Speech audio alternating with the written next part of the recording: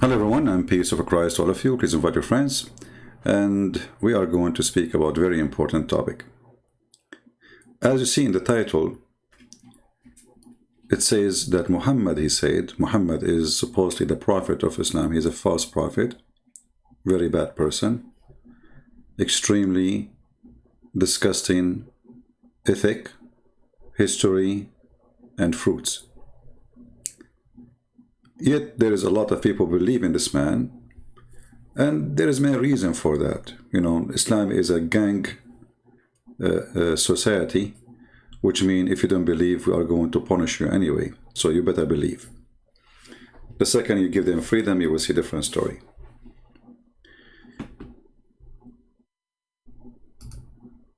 This is why he made it clear that if somebody leaves Islam, you have to kill him. And at the same time, the Muslims, they say to us, Islam don't force people to believe Islam. But, you know, all of Islam is about forcing people to believe Islam. I choose two videos from the internet. One by a person, his name Asim Al-Hakim. He is a sheikh, as you see on the screen. His beard is so long. And another guy, supposedly he's a sheikh too, but he is a little bit crazy.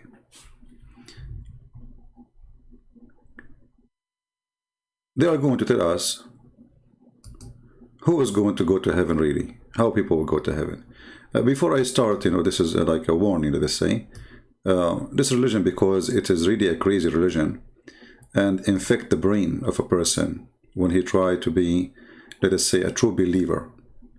Then you will find that right away the person, he try his best to show off. This is a religion based in show off, you know. Like if you don't show off enough, then you are not really a true believer. You have to scream. You have to make it more, let us say, more convincing to us that you are a true believer. And this is why you see Muslim, they call themselves cleric. They act very much, you know, when they speak. A lot of acting, a lot of drama, a lot of shouting, and supposedly this will prove that this person is a true sheikh. He's a true believer. He is not something like, not, he's above normal, you know, as a true believer, you know. So now if I want to teach the Muslims, if I don't shout and get angry and show them how upset I am, then the Muslims are not really to consider me something serious. So let us listen to this guy and see how much decency and logic he have in what he say. Never did that. Every one of you is lost except whom I guide. Allah doesn't need anyone. Anyone. Don't ever think, my brother. You know, people now walking around, Allahu Akbar. The brother goes to Hajj. When he comes back, you can't call him Muhammad anymore. It's Hajj Muhammad. Brother, I've been to Hajj. So please, if you don't mind, you call me Hajj Muhammad. Really? Really?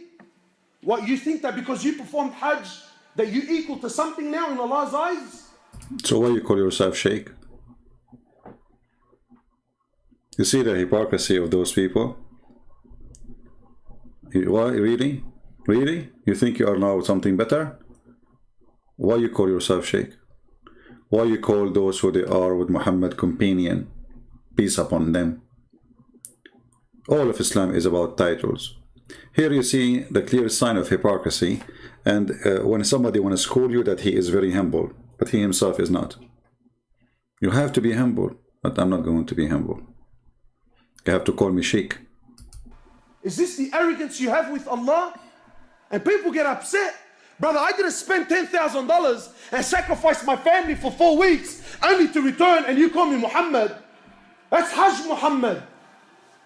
The Prophet of Allah in the authentic hadith, speaking to Sahaba, speaking to the greatest ummah that ever walked the earth, speaking to your fathers, speaking to a ummah that happily gave their lives for the pleasure of Allah. People who did the utmost, the biggest sacrifices, and they deemed themselves... Yeah, they sacrifice a lot. They kidnap the Christian women, the Jewish women, they steal their money, They go, they don't go to work. The Christian work and they steal their money. The Christian, they have to pay their money so they live. They sacrifice a lot, brother. Okay, so they sacrifice a lot. And what does that mean? And as the most insignificant people, today you do nothing and you think you're up there. They did everything and they thought that they were down there. The Prophet of Allah speaking to them, he says, none of you, who's he speaking to? He says, none of you will enter Jannah through your actions. See the stupidity? So why you go to Hajj? Isn't it Hajj is an action? Why you fast Ramadan? Isn't it Ramadan in action? Why you want to do jihad against the Christians and the Jews and the Hindus and kill them? Isn't it this an action? He just told you all your action is garbage. So all this screaming is to say to us that Islam is a useless cult and it is a stupid religion. All the screaming. And he get more and more excited. None! People walking around like he's already from the people of Jannah, mashallah. So why you come to the Christian, you say we are going to go to heaven, you Christian, you will not go to heaven, and which is everything. So taking Shahada, converting to Islam is an action. Fasting Ramadan is an action. Bending your head down and your ass is up 5 times a day is an action. Doing jihad is an action. Kidnapping Christian women, Christian Jewish, which is a must for you if you are a true believer, doing jihad is an action. And now you are saying all this action is in vain, it's stupid. Doesn't do anything. You don't go to heaven. So why you do this action? Let us see the other idiot. And by the way, I find it very astonishing. There is something in the internet and YouTube, like people they find a video and they say reaction of etc. to this video, reaction, and the guy, he will put the video and he put the camera on his face and then he will show you the reaction. I find this is one of the most hilarious stupid things we see in YouTube today. Reacting to Mohammed Hobulus. Look, he put his hand on his head like I mean, you see this this is one of the signs of stupidity in the world today. Why I need you? I mean, did you watch the video before or not? You did. Okay, now you are reacting. Now you put your hand over your head. Look at this woman. Reacting to Mohammed Hopeless. Look, she's reacting, guys. She's reacting. I mean, come on. We have to react. Reacting, always reacting is one of the most astonishing, stupid things you see in the internet these days. It's just to get more subscribers and more people watch. Supposedly when people want to see react, like how I reacted. Okay, I will put the camera for you, and okay, I'm going to make a channel reacting to eating hummus. This is video number 1. And then I will make a video reacting to eating banana. For an Arab guy, first time he see banana. Trust me, a lot will view it. The world is so stupid and so idiot and so reacting, and none will enter heaven. And look at this guy. And look at this guy. I am lost in words. Reacting to none will enter heaven. Look how many. Look at this guy. His mouth is open like, what happened?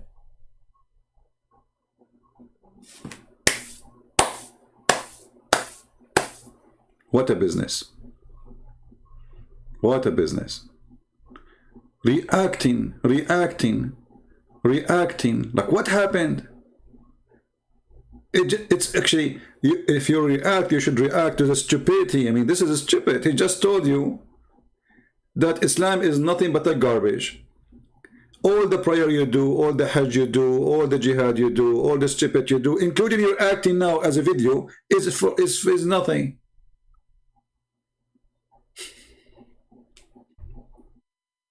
Do you see how stupid this cult is?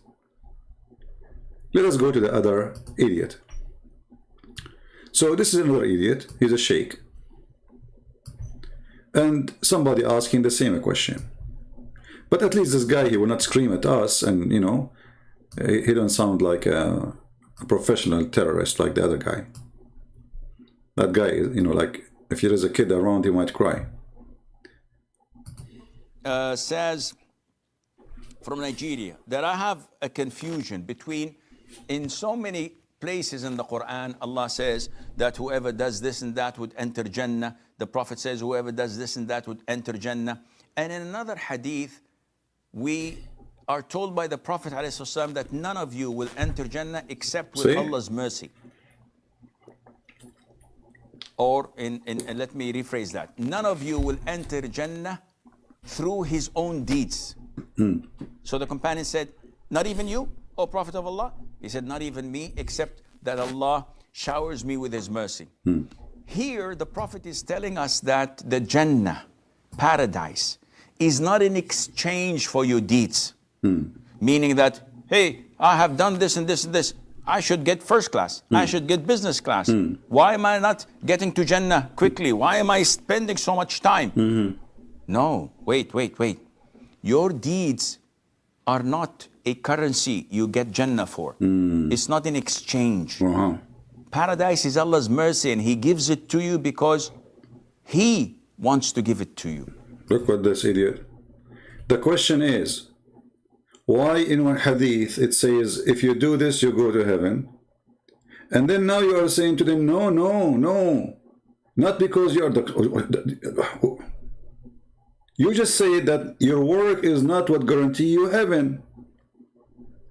And the other hadith says, as an example, if you say, Ya Wadud, 100 times, you go to heaven. Like what? The one who said La ilaha illallah, he enter heaven. Lord.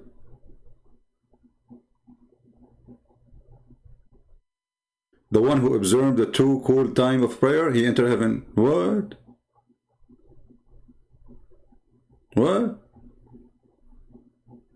So all those things Muhammad he said about entering heaven, it's fiction then, because you just said all those things you do will not guarantee you heaven.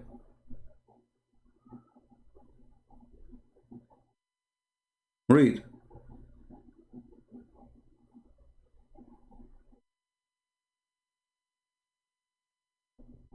Look at this one. This one is more crazy. Muhammad he said, every one of my nation, Ummah min nation, will enter Jannah except those who refuse. Like what the heck? He was asked, who will refuse? He, the PPUH, this is like a name of his company. He said, whoever obeys me shall enter Jannah. Whoever disobeys me refuses to enter Jannah. But you just said, you yourself, you are not guaranteed to enter heaven. Do you see the stupidity? And why they have to obey you? Are you God? So Muhammad, he made it clear. In order to go to heaven, you have to be my slave. You have to be my slave.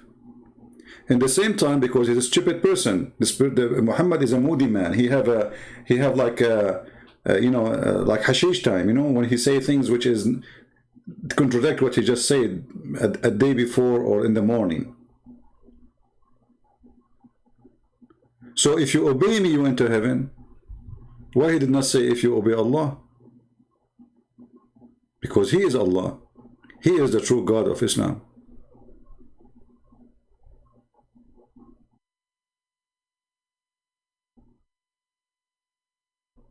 Look, all of those. Look at this one as an example. Allah Apostle said Allah has 99 names, i.e. 100 minus 1. Whoever know them, he will go into paradise. Look at this. I know them. I know them all.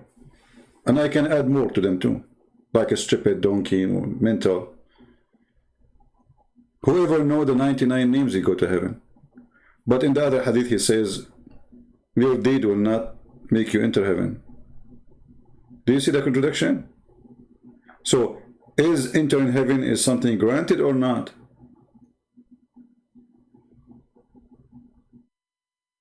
Right? Mr. Sayyid, why you are calling me punk, my friend? You see, when you call someone, he is a sheikh, punk, Allah will not let you enter heaven And even though he will make your penis endless, but is going to make it sausages, and he will burn it. Go and learn good manner from your mom, your dad. Maybe they did not teach you how to speak. You're a very filthy person, like your prophet anyway. So whoever memorized the 99 names of Allah, he will go to heaven. Just memorize them. How easy. You know, look at this.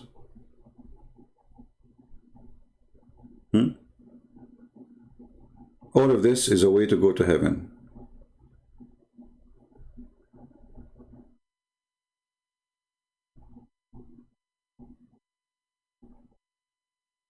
Who says like this, he enter heaven? What? Call for the prayer. If you call for a prayer, you enter heaven. You see how easy? You can be a child molester, you can be a criminal, you can be a killer. Just call for a prayer and you enter heaven. All of those things. Now, he made endless statement about how to enter heaven. All those hadith about entering heaven. In the same time, we find that he himself will not enter heaven unless Allah grant him mercy. Which means all the work is done, all the deed, all the prayer is useless.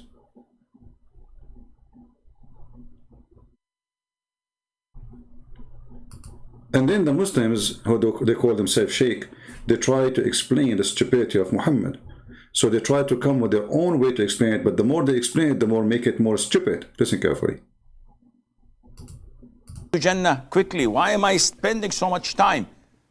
No, wait. Your deeds are not a currency you get Jannah for. It's not an exchange.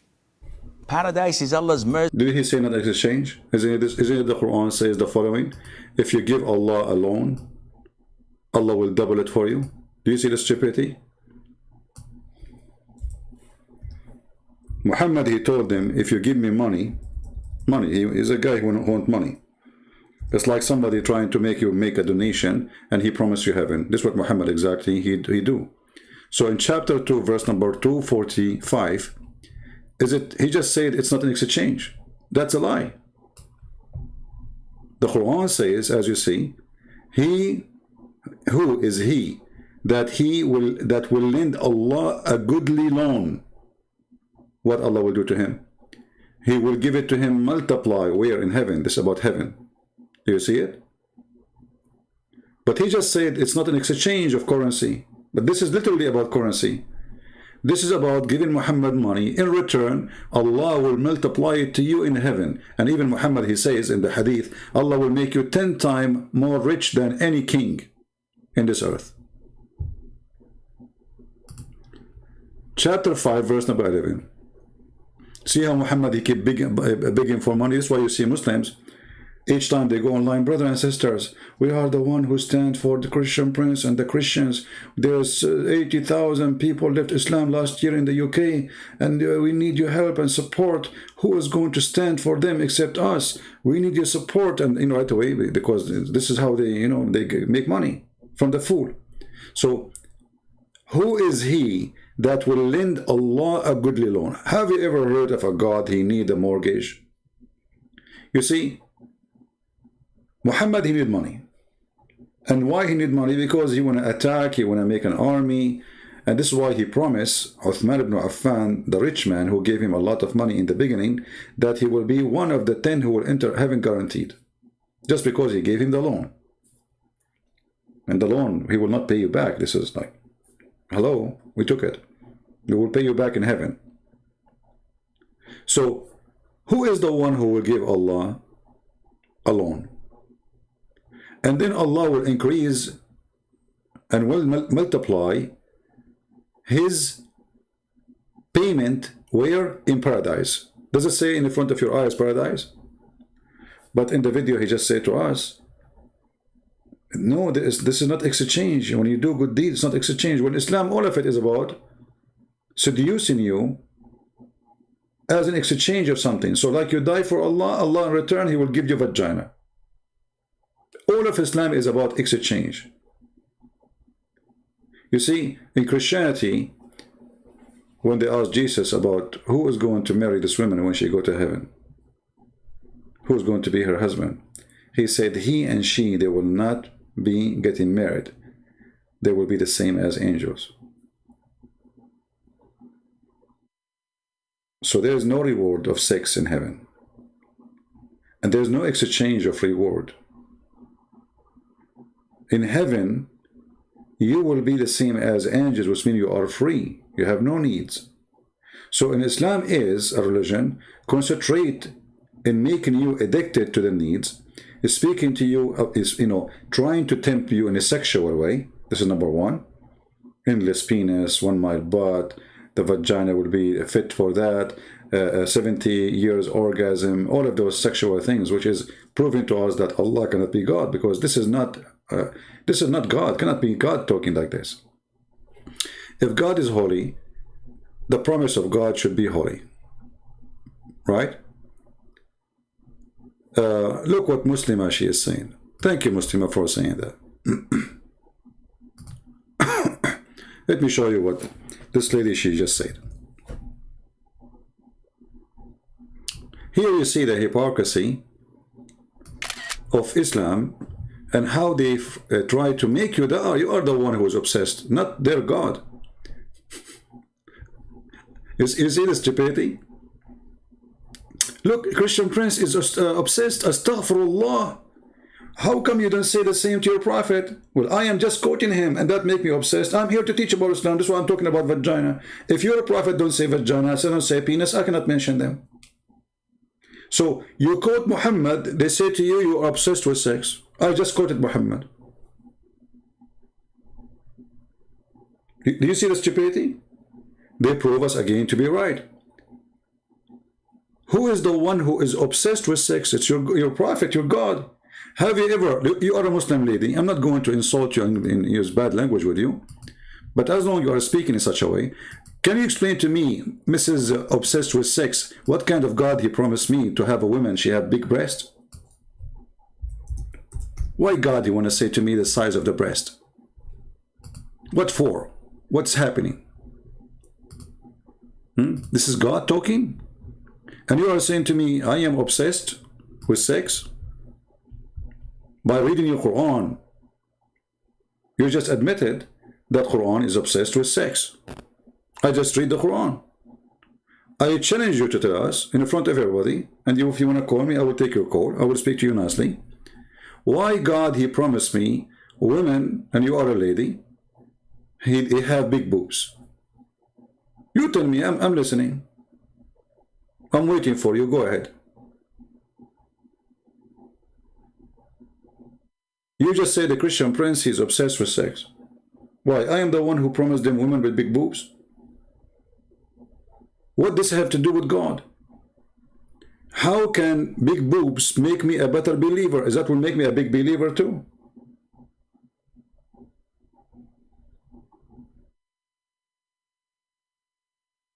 Are you there, lady? So when Muslims, they get upset for quoting their prophet, is a clear sign that they try to throw the shame of their prophet on you. This is what they do. They try to smear you, frame you. Christian Prince, he talk about sex. First of all, all men and women, God, he gave them, a sexual, let us say, feeling or ability, to reproduce. The purpose was not really sex. So this is very normal for everybody. But when there's a God, he says to me, if you believe in me, speaking to men, I will give you big boobs. Okay, what is the women actually? Here in the hadith, how I'm going to find that they are even women? Big boobs. Are there those men with big boobs? And what is the connection between big boobs and God? And what the connection between the verse before it and the verse after it? Okay, he will give me a garden and there's a grape. Okay, and there's a cup. Between them there's big boobs. This is a bar. This is a bar of Allah. So you, because you are upset from me for quoting your prophet, exposing how silly he is, how filthy he is, you say to me, why, why you are obsessed with sex? Why you cannot have all your desire in heaven? So why you are saying to me a second ago, you are obsessed with sex? So the desire, okay, guys, look at this. Why you cannot have all your desire in heaven? All your desire in heaven is about sex and food and gold and silver. And you will be obsessed with sex. Why cannot you have all the desire? First of all, what is your desire as a woman? Can you show me your promise? You have a sex desire too, right? Why Allah did not promise you 72 men to have boom boom with you? Why the man will have 72 like you, at least? You will be just additional sex toy to the man. It is to motivate people. Thank you very much. Guys, did you see? Did you see what she just said? She told us the truth. It is to motivate.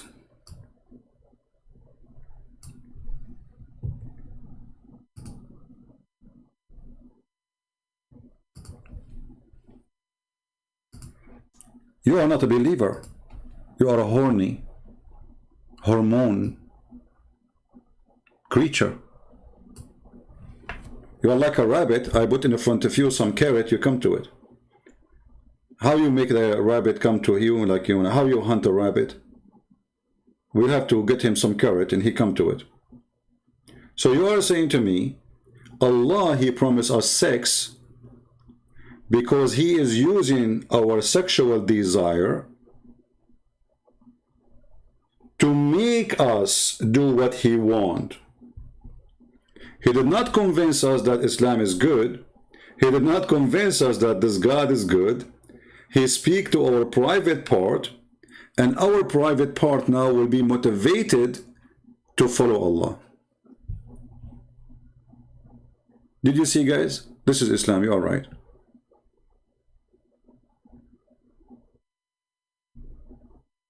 This is the true Islam. And the one who mentioned Uthman, tell your sheikh, stop coming behind the burqa. The one who gave 5 to David Wood and called him bro, he was wearing burqa himself. Coward. The guy, he ate the Quran. You call him bro and you tell him give me 5? He's a coward. You don't dare to call me. And I can call him right now. Give me his Skype, I will call him.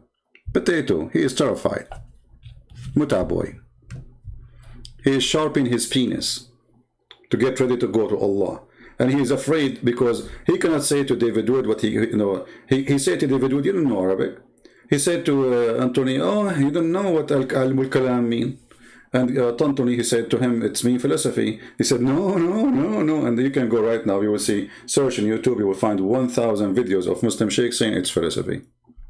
He is a big fat liar. Go watch my videos and laugh. Anyway, all of you Muslims are braves, and all of you want to debate me only face to face for a very simple reason. Because you know I don't leave my computer. I here spank Allah, spank Muhammad without spending $1 for my gas. I don't go nowhere. In my comfort zone, drinking my coffee, drinking my tea, and Allah is getting spanked. You like it, you don't like it, what you can do about it. So you want to say, I challenge you face to face, I challenge you, this is garbage. Keep talking to yourself. Here we spank you. Here nobody can answer us. And the man is the one who called us. Anything else is a bunch of kids talking. Now, Allah, he promised us penises and vaginas and big breasts to motivate people in this life. But hold on. Allah cannot motivate you except he promised you a big penis. You see, the Muslims, they say Islam is a true religion. How come the Buddha, they don't promise their followers a big penis to motivate them? Buddhas, forget about the Christians. Why their God don't promise them big penis? There's a million religions on this earth. How come your religion is the only religion motivate you by a vagina and Mr. Penis? What kind of motivation this motivation is? And then he says, both men and women, show me the reward of the women. Are you there, Muslima? Show me the reward of the women where Allah, He promised you a lot of sex. I want to see it. I want to learn from you. What I know that all the sexual promises is the promises for the men. You are making things up. Then she said, what's wrong with that? Where is the dignity? See, we speak about God is a God of honor, right? Okay, so you are saying to me, Allah will fulfill all your desire. You remember the guy when he called me, he says, I said to him, the Quran says you can have whatever you wish. What if somebody wished to have a sex with Muhammad? He said, what's wrong with that? And he said, in heaven there is no sin. What you don't understand? In heaven there is no sin. I said, what about somebody want to have sex with his daughter? He said, in heaven there is no sin. So what Muslims' motivation is to believe in Allah is to be a hippie jungle. Everybody jump on everybody. Everybody having sex with everybody. This is Islam.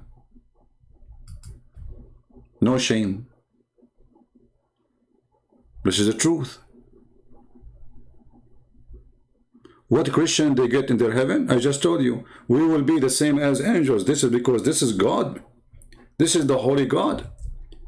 There is no sex and dirt in the house of God. Our God is not a pimp like yours. How dare you? So in heaven we will be with God and we will be like angels, which means we will be free. We will be free from our needs. That is the best reward.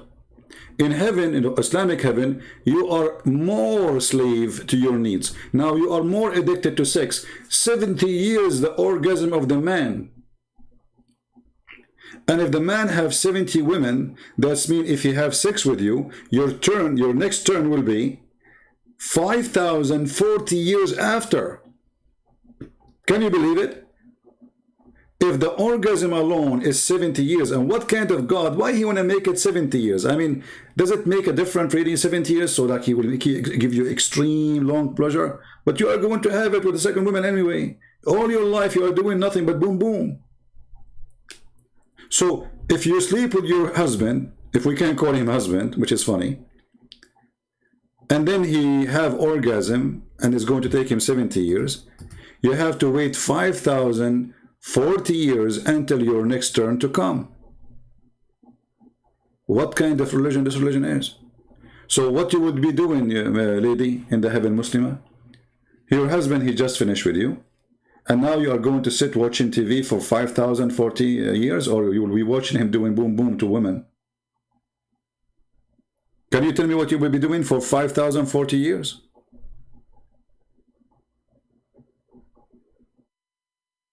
What you will be, like you have Netflix? You will be watching YouTube, I guess. Or maybe you will come to watch my channel. What is this? So what she said in the first message is very important. This is why you see those who want to do jihad like Hamas and this garbage and Hezbollah, they don't die for Allah, they die for the penis. Those mujahideen are penis worshippers. They don't worship God. They want to get the virgin to do boom boom. They don't care for God. What God, you know, because they cannot do boom boom to the God, they will do boom boom to the women. So she said the truth. It is motivation in this life. How we can make somebody go and commit suicide? How we can make him commit suicide? Boom boom. He go Allahu Akbar and he's dreaming like now Allah will make, right away when he die, Allah will make his penis will extend, and the women, they are lining up and he enter heaven, and right away, actually there's a video by a sheikh. He is describing what will happen to the man when he enter his house in the paradise. One will suck your tongue, one will suck your nose. I'm not going to talk about the count of sucking, but it's disgusting. They will throw you on the floor, brother. And the women, they will be, it's like it's like a bunch of hyena hungry for sex, and you are a piece of meat. This is religion. And then Allah, He spent 1,000 years to soften the skin of every woman. Why? Are you alligator? Your God Allah, He never heard of something called Nivea? Go buy some Nivea.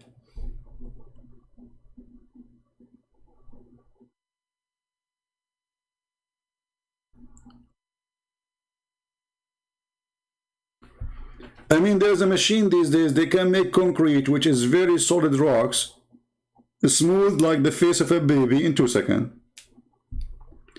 And your God need 1,000 years to soften your skin? What kind of God, this God? What is the name of this animal, the guy who climbed the tree? What his name? I forgot his name. Once, and the Muslim, they say that Allah, if He wants something, He say be is going to be. Your God is Mr. Koala. Or there's other one too, is even more slow. There's one that's taking forever to move around. What happened to the God if He want to change something, He can say be is going to be? It take Him 1,000 years to soften the skin of every woman. So right now Allah, He's in the shop, in His house, soften women. He put them in the table and He softened their skin.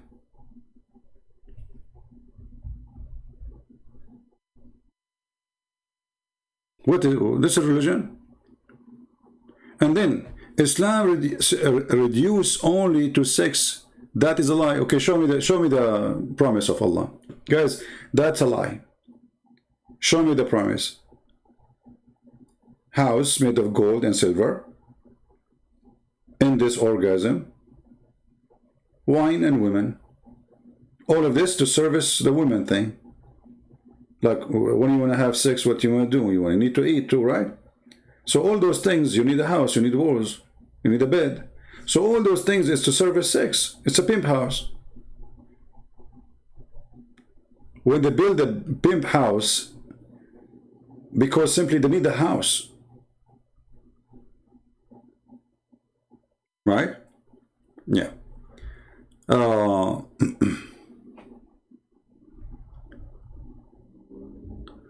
The Muslim who keep, they keep coming and they say chicken, chicken, chicken. My friend, do you want me to show you a hadith that's your God Allah, He sat in the top of a rooster? You keep talking about chicken. Let me show you. You see, remember something. You are talking to Christian prince. Anything you say is going to be used against your first filthy God, stupid God, and your prophet. I never heard of a God. He sit over a rooster, and this rooster is so big. This rooster is extremely big. Okay, let us see. Let us show you. Let us show you what your prophet he said. What a stupid religion, man.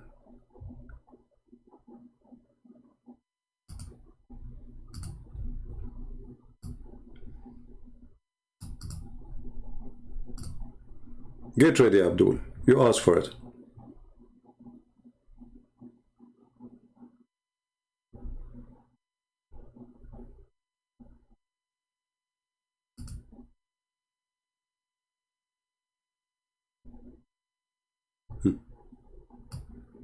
This is the website. It's called Ad-Durar Sunniya. Durar Sunniya, which means the jewel of Sunni. A lot of jewel. Let us see the jewel. إن الله جل ذكره أذن لي أن أحدث عن ديك قد مرقت رجليه الأرض وعنقه منثن تحت العرش وهو يقول سبحانك ما أعظمك ربنا فيرد عليه ما علم ذلك من حلف بي كذبا صحيح رجاله رجال صحيح. Translation. Let me give you first the link. I will post the link so people will not say I'm making things up. And we click at Google Translation. Hold on. Translate to Google. I'm using Google Translation so you will not say I'm making things up.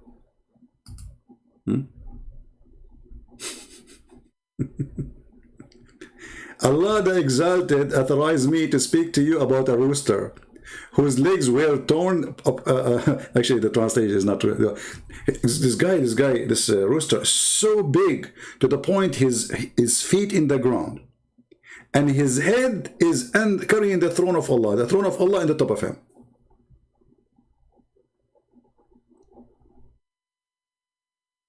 And then he said to Allah, this rooster, because this rooster speak Arabic too, you know. Allah, you know, the rooster and the rooster, they speak. I mean, they say things to. So the rooster, he said to Allah, "Praise be to you, Allah." And then Allah replied to him. He said, "No one know that from those who swear lying about me." So Allah, he approved what the rooster said. The rooster is a good person. This is a religion. So the one who keep talking about the chicken, your prophet is the chicken boy. Your God is a chicken. You see, there's a cowboy who jump in the top of the horse, and your God is the cow chicken. And don't tell me it is weak. It is correct. It is sahih. It is authentic. This is religion. This is nothing but stupidity. So are you there, Mr. Chicken? I hope you are enjoying the chicken hadith. And this is the link for the hadith. In case you don't believe me, you can give it to your mom, to your daddy, or to your rooster. And may Allah and his rooster have send you more motivation. And so you can, right now you are praying to Allah, but your prayer is hitting the bum of the rooster. I never heard of a God.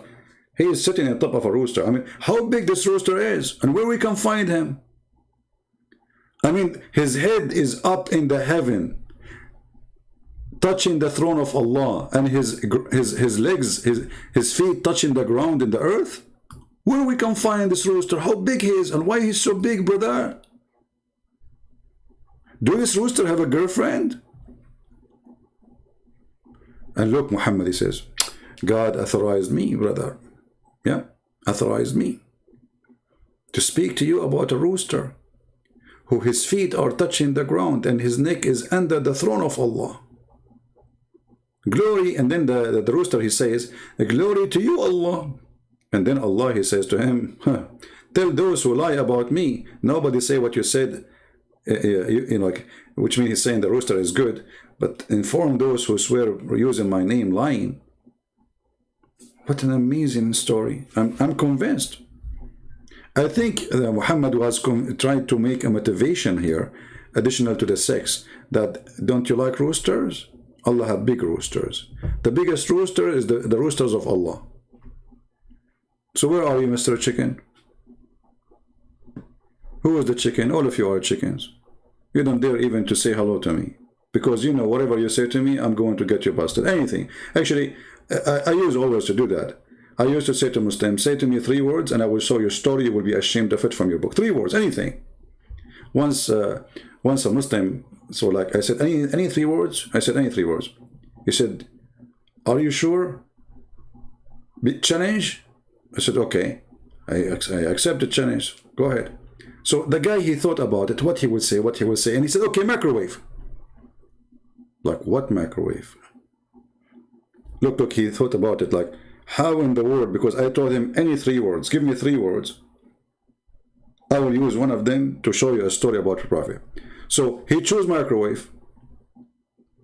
And now how a Christian prince is going to answer? I mean, microwave. You are going to find me a story about my Prophet speaking about microwave. You know? And guess what? Yes. So I get him busted. I said, okay, let us see.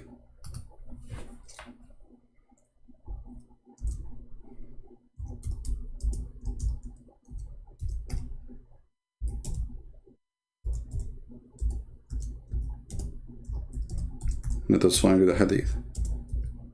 He's supposed to make it impossible. You're like, okay, what, you know. So if a believer he wished, this is the microwave of Muhammad. Read with me and laugh. The microwave of Muhammad. Let us clean the screen from those lines. If the believer, when he desire a child in paradise, he shall be carried in what?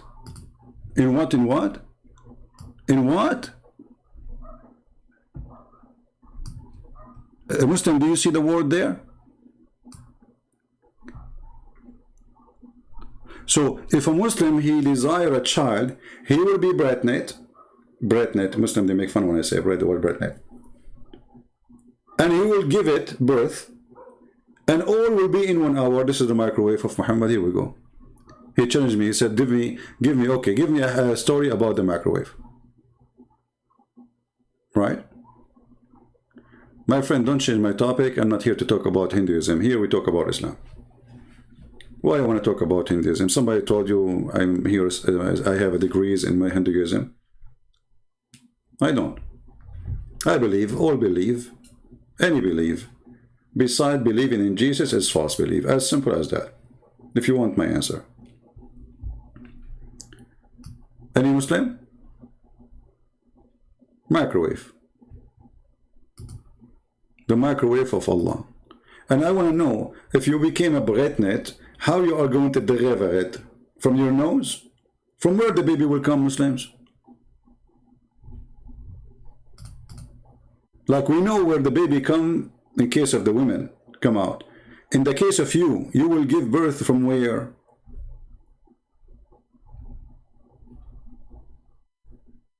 My friend Rawa, I told you, don't ask me those questions. Here our topic is Islam. Don't repeat, don't spam it, the chat. I don't care about Hinduism. None of my business. But everything is false beside Jesus. Anything, if it's not believing in Christ, is false. As simple as that. Why you do show da'if hadith? Here we go. This is, this is what they do. Anything is embarrassing, they say it's da'if hadith. Who said to you it's da'if? Who is the donkey he said to you is da'if? Give me the name of the donkey. Is it this donkey? Which donkey he told you is da'if? Give me his name. Give me the name of the donkey who said to you this is da'if. I want to know. What is the name of this donkey who told you this is da'if? Anything they don't like is da'if. Who gave you this da'if hadith? Okay, in front of everybody, can you give me the name of the donkey who gave you the answer that is da'if? I will tell you who is the donkey. In this case, it's you. Because the hadith is not da'if. Here we go. Everybody can see it. It is good. Hassan mean good. You know what Hassan in Arabic mean? Hassan mean good. Here we go. It's in front of you. Da'if, brother, da'if. Da'if hadith, da'if. They sound for me when they answer me sometime, it's like somebody digging in his nose, getting a lot of boogers and telling me I'm so clean, I'm so clean. I clean myself, Who told you that I put my finger in my nose? I don't do that. And he's digging. It's da'if, Anything you show is da'if. Stupidity is amazing. So when this religion says that none of you will enter heaven unless it is a good luck. Good luck.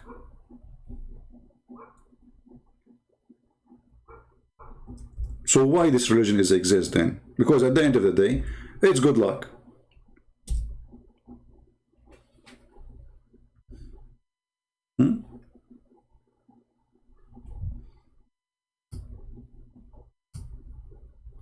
The religion of good luck. Actually, gambling is way better than Islam, because in gambling there is like how many cards in the cards? I forgot how many cards. How many cards in the card game?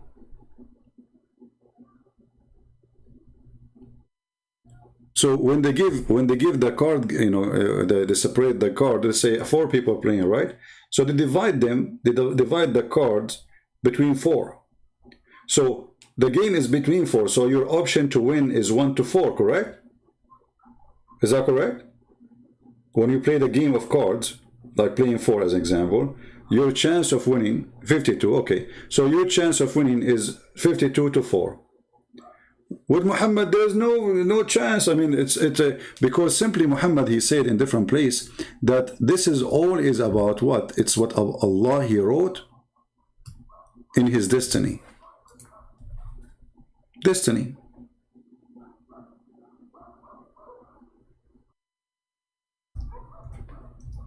You remember the hadith where Muhammad he said, hadith mean Muhammad's speech, stupid speech. When a woman, when Aisha, she said to Muhammad after attending a child funeral, an infant, she said, this infant will go to paradise because he never commits sin. He never even reached the age of sin. Muhammad, he said to her, stupid. Who said that? It might be the other way. Look, Aisha, she is speaking sense. Every child is born in a state of al-fitra. Muhammad, he told him that every Muslim, he's born as a Muslim. Okay, so why he would not go to heaven? Listen carefully. Just to show you that this is just a stupid cult. Allah Messenger, Aisha, she said, after a funeral of this baby child, there is a happiness for this child who is a bird from the birds of paradise, for it commit no sin, nor has reached the age when one can commit sin. He said, Aisha, idiot, peradventure, it might be otherwise, which means he might go to hell.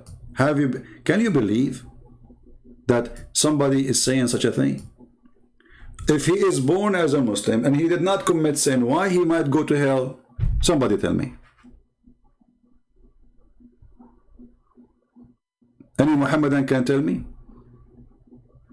If this is a person who is born as a Muslim and he is a baby and he commit no sin and he did no sin, so why he will go to hell?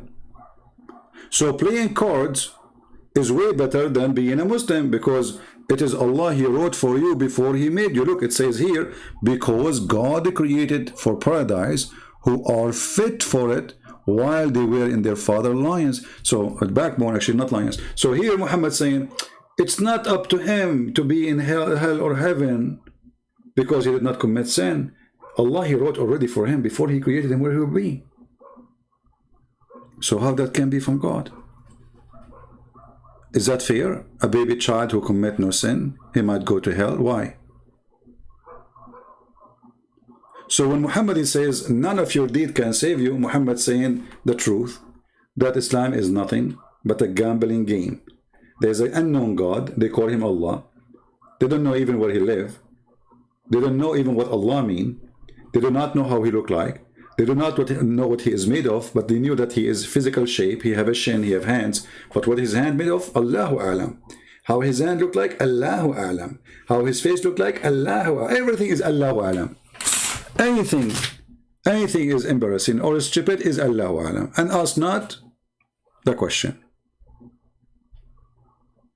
This religion, I can summarize it by one thing, which I learned from, Joe Biden. You know the thing. Anything is confusing. You know how to answer it. You know the thing. Allah knows best. You know the thing.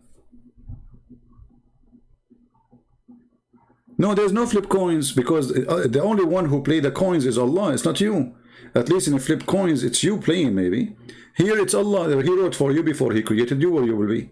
So you pray, you don't pray, you convert, you don't convert, I mean, the poor Muslim, he wake up in the morning to pray to Allah. And he pray, he cursed the Christian prince, may Allah kill him, and Christian prince is getting more healthy. There's a guy in Paltalk, once he opened a chat room for me. And he cursed me. He made a chat just to pray for my death, honestly. May Allah, and the Muslims, they're like 400 of them in the chat room. Typing in the chat, I mean, he's speaking in the microphone. May Allah kill a Christian prince, Ameen. May Allah destroy his wealth, Ameen. May Allah make a truck go over him, Ameen. May Allah make a heart attack take him, Ameen. And then second day, they told me that he went to the ICU and he's dying. Second day.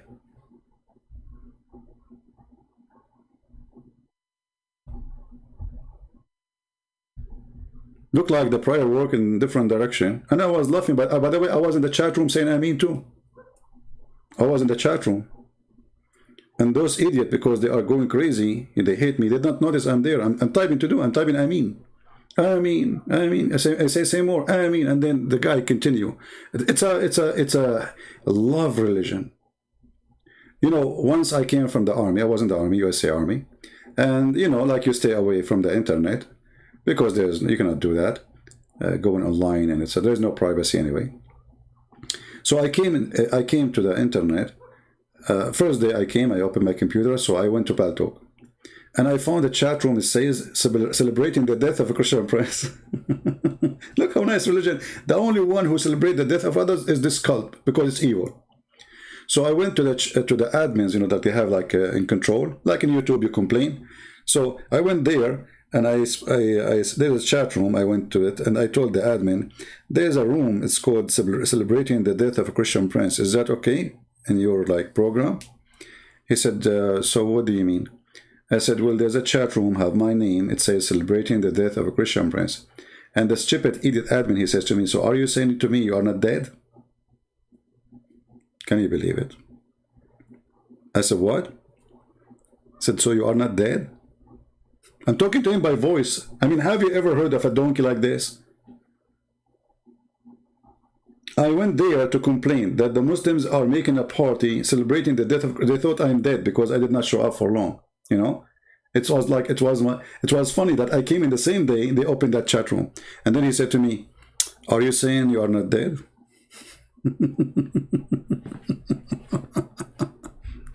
Anyway, stupidity is amazing. So Muslim is saying, you were in the Zionist USA army that fight wars for Israel, and American pay Israel military 3 billion. Well, hold on, you know, just to show you how nice what you said. First of all, your God is a Zionist, in case you do not know. Secondly, this Zionist army is the one who protect your Kaaba, in case you do not know. It is us who protect Emirat, Qatar, Bahrain, Saudi Arabia, and Jordan, and Oman, and Turkey, and the list is long. So as long it's a Zionist army, why your Erdogan, he have 3 bases of us, and he have even there our nukes? And why he get paid for it? And why the Prince of Qatar, he opened the biggest base for us there? Zionist army. You see how hypocrite you are? All of you are hypocrite. Why Allah did to us to protect him from Saddam Hussein? What is the birds of Allah? When Saddam Hussein came to Kuwait and he want to invade Saudi Arabia, where is the birds of Allah? Instead of calling the birds of Allah, you call George Bush. George Bush answered the phone. Zakir Naik, he spoke to him. Mr. President, I need your help. Saddam Hussein is going to throw the Kaaba. And you know that we Muslims, we cannot fight him. George Bush, he said, who is talking? First of all, I apologize. I should introduce myself. My name is Dr. Zakir Naik, and I am a very fan of you. You are a fan of me? What do you mean? First of all, I like cowboy, and I know that you live in Texas, and I watch your movie. I love it, especially when the guy, he go on the horse and he go after the blonde women. What blonde? What? So what do you want? Please, Mr. President, we beg you, and we kiss your tooth. Come and save us from Saddam Hussein, because he promised to destroy the Kaaba. Saddam Hussein, he want to destroy the Kaaba. What is the Kaaba? Is that like refrigerator, or is that like the big thing, the black thing, and there's people go around it like crazy? Exactly. By the way, why you do that? Mr. President, it's very too late for me to answer for you. If you want, I can invite you to go around the Kaaba. No, sorry, I cannot. I saw a guy yesterday, he was drunk and he was going around himself, and that's not fun. Okay, well, anyway, I will check it out and see how I can protect you. So the hypocrisy is amazing. They say the Zionist army, and then they kiss the shoes of the Zionist army to protect them and to protect their Kaaba. Almost every single country in the world, from the Muslims, they have American base. And they receive even aid from us. Even those Palestinians, you call them, they receive aid from us. Do you know that? Hypocrites. In the top of that, as long you mention Mr. Zionist, don't you know that your God is a Zionist? And your God himself, he said, I'm going to gather them from all around the world, copying the Old Testament, trying to be a prophet supposedly. The Jews will come. Allah is gathering. The Quran says that Allah will gather them from around the world. Chapter 17, verse 104. Are you saying to me that Allah is a Zionist?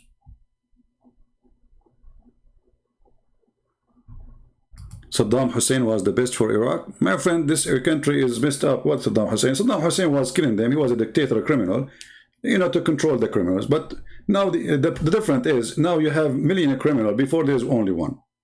It's the same garbage. Are you there? Was your God a Zionist too when he promised that the Jews will come from around the earth and they will take back their land? It's in front of you. Was Allah a Zionist when he said in the Quran, all my people entered the Holy Land and killed the Palestinian? By the way, he did not say the Palestinian, he forgot it. Have you ever heard of a God, he ordered the Jews to kill the people who live there? It's your God who did that. Chapter 5, verse number 21. All my people entered the Holy Land, between two brackets, what? Palestine? Look, look, look, look, look. This is your translation, sister. Allah, he ordered the Moshe, the Jews. Moshe, he called Jack Shalom. Jack Shalom. Allah, he told me, Habibi, we have to enter now Palestine. Jack Shalom, he said to Moses, Habibi, Moshe, we cannot enter the Palestine. Those people are told. By the way, Palestinians, they were told. What happened? Yes, Arafat is not even 5 foot. This is why, like the king of Jordan, he wear like high heels, like, to make him look. After the high heels, he look 5 foot. Those are the Palestinians. What happened? You are not Palestinians. You are in vision. So, Allah, he told Moses to invade that land, and he forgot to mention the word Palestine. There's nowhere in the Quran says Palestine. And he told him to kill everybody there. And he warned him not to turn his back and not to leave the ground. And he make it a ground, holy ground, assigned to the Jews. The verse in front of you. Do you see it? Do you see it? Arun Roger, he is the creator. Yeah, who is talking? Allah is talking. He's saying he is the creator. That's weird.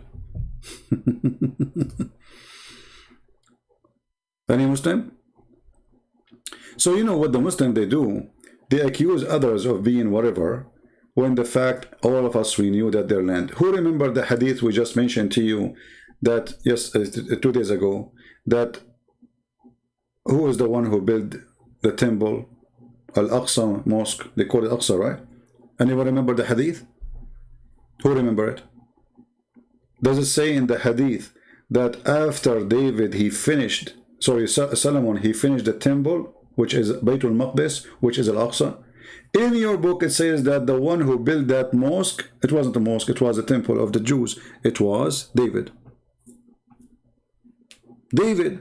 In your books, in your stupid book, who is saying that?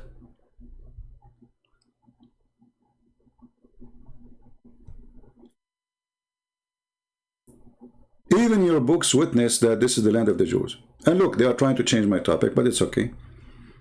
We have enough spanking. No problema. If the admin, they have that hadith posted for the people, so they can open it and they can save it about David building the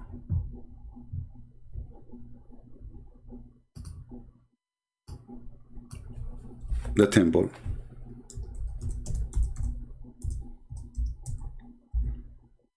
Stupidity is amazing. Stupidity is amazing.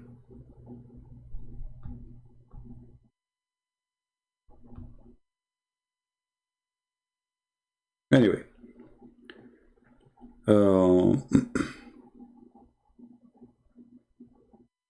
we made many videos about them already. Go watch them. You are late. It sounds like you were, you were asleep. Reaction? What reaction? There's no debate in there. It's just a bunch of kids talking. With my respect to David Wood and and those guys, I mean, it's a kids philosophy. You see, Never waste your time in such a conversation. You know, it's like a tree. So you are saying, what is this about? Hit him with something real. If Allah is 1 or 10, who care? It's silly conversation. You know, those people, they like philosophy. I don't like that. I don't like the way they do like argument. It's like a, you know, a Platon coffee shop. You know what I mean? Like the first he says, is the door square? The other guy, he says, I think it's a square but less 2 centimeters. And then the other guy, he says, if it is less 2 centimeters, that's mean it's a square, but it is suffering from a defect. The other person, he said, define defect. And now they forgot about the door, and now they are debating about the word defect. And then he says to him, defect mean something is not perfectly made. And then the other guy says to him, oh, so you are saying to me this door is not God. The other guy, he says, oh, speaking about God, there's so much connection between God and door, because door is the same as God. It's the way to go. This is silly talk, you know. It's like people, they have luxury of time. They want to kill it. This is not a debate. This is a bunch of kids talking. I don't know that some people, they will say you are calling them kids. All of them are kids. The sheikh is a kid. All of them are. This is kids talk. Who care if you believe that Trinity is right or wrong? The question is your God stupid or not? Correct, people? If there's a Hindu, he believes in 3 million God, and then he proved that they are exist, who care then? That means they exist. And you don't decide how God will be. If God is exist, he decides how he is, not you. Did the Muslim decide how Allah will look like? No. Did he decide that he have no son? No, he said that. So if he say I have a son, they will say yes. Very simple. The argument is foolish. The debaters are a bunch of kids, and there's no debate in the debate. And you will notice all the Muslims want to talk about only this topic, Trinity and oneness of Allah. Actually, the second you say oneness of Allah, you just said Allah is not one. Because how you do Tawheed? Tawheed in Arabic mean unification. Does not mean one. So, if you want to debate about something, the debate should be, is this God is God? He is 1, he is 2, he is 4, he is 7. I cannot tell God how to be. You see, the Greek, they have ancient gods. If they are true, they are true. You know what I mean? They have Venus, they have whatever. Okay, if Venus was God, then she was God. So, instead of wasting your time talking about if it is 1 or 2, what about let us examine this God and see if he exists anyway? You know what I mean? This is why, for me, I hit the head of the snake. The rest, they go after the tail. This is why it's a waste of time and it doesn't look good.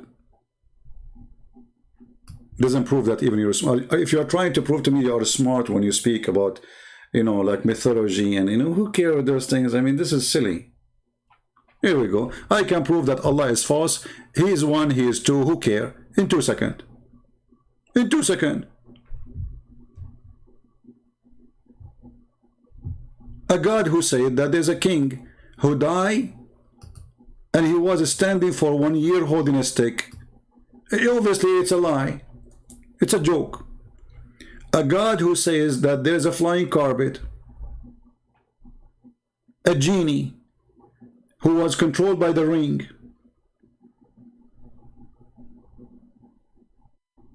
Do I need more? Suleiman, he went to the bathroom, he took off his ring, and then he gave it to his wife, and then the shaitan came in the face or the look of Solomon, and he told the wife, give me the ring of Solomon, and the stupid woman, she gave him the ring, and he became the king. This is God. So he is 1, he is 2, he is 7, who care? Silly people.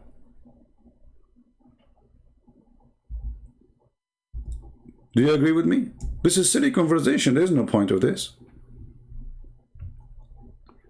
But you know, when somebody, you know, he want to like practice, some people, they practice, let us say, skills of talk.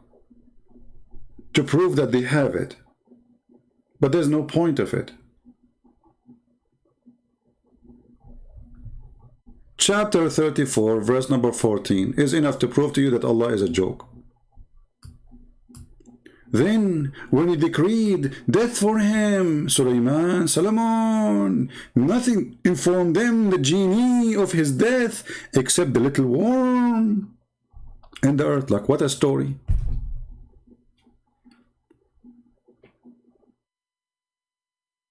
Which kept grounding away his stick. So when he fell down, the jinn saw clearly that if they had known the unseen. Like, what the heck? And why Allah did that? Allah don't want them, brother, to know that he is dead until they finish the building. Look at this deceiver. Can't you delay the death of Solomon 6 months until they finish, or a year? Can you believe such a stupid? So they go, okay, how you Allah is one? Your God is a Trinity. How you believe in that? And it's stupid talk.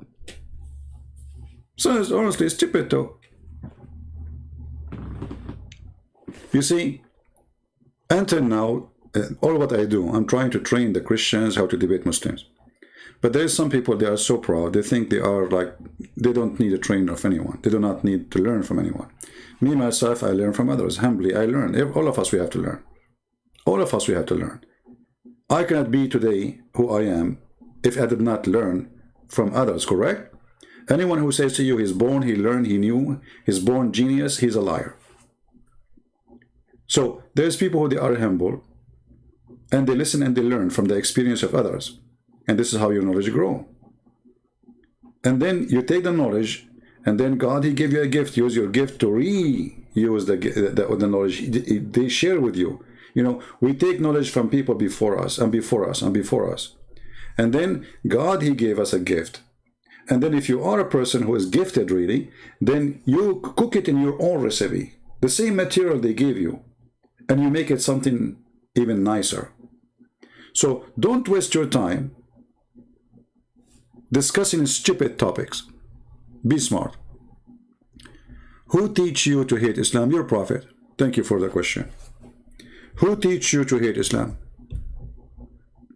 You're a prophet. He says he will spread hatred and enmity between the Christians. So Allah, he said, I am the hate vendor, and I'm going to make a Christian prince hate Islam. And just to show you how stupid what you said, which is a proof that Muslims, they have no idea. You know, when a guy, his wife is cheating on him, sleeping with the whole town, and he is the last one to know, that is you. You have no idea. Isn't it your God, he says, that everything you say and everything you do is written for you by Allah? Let me show you. Idiot.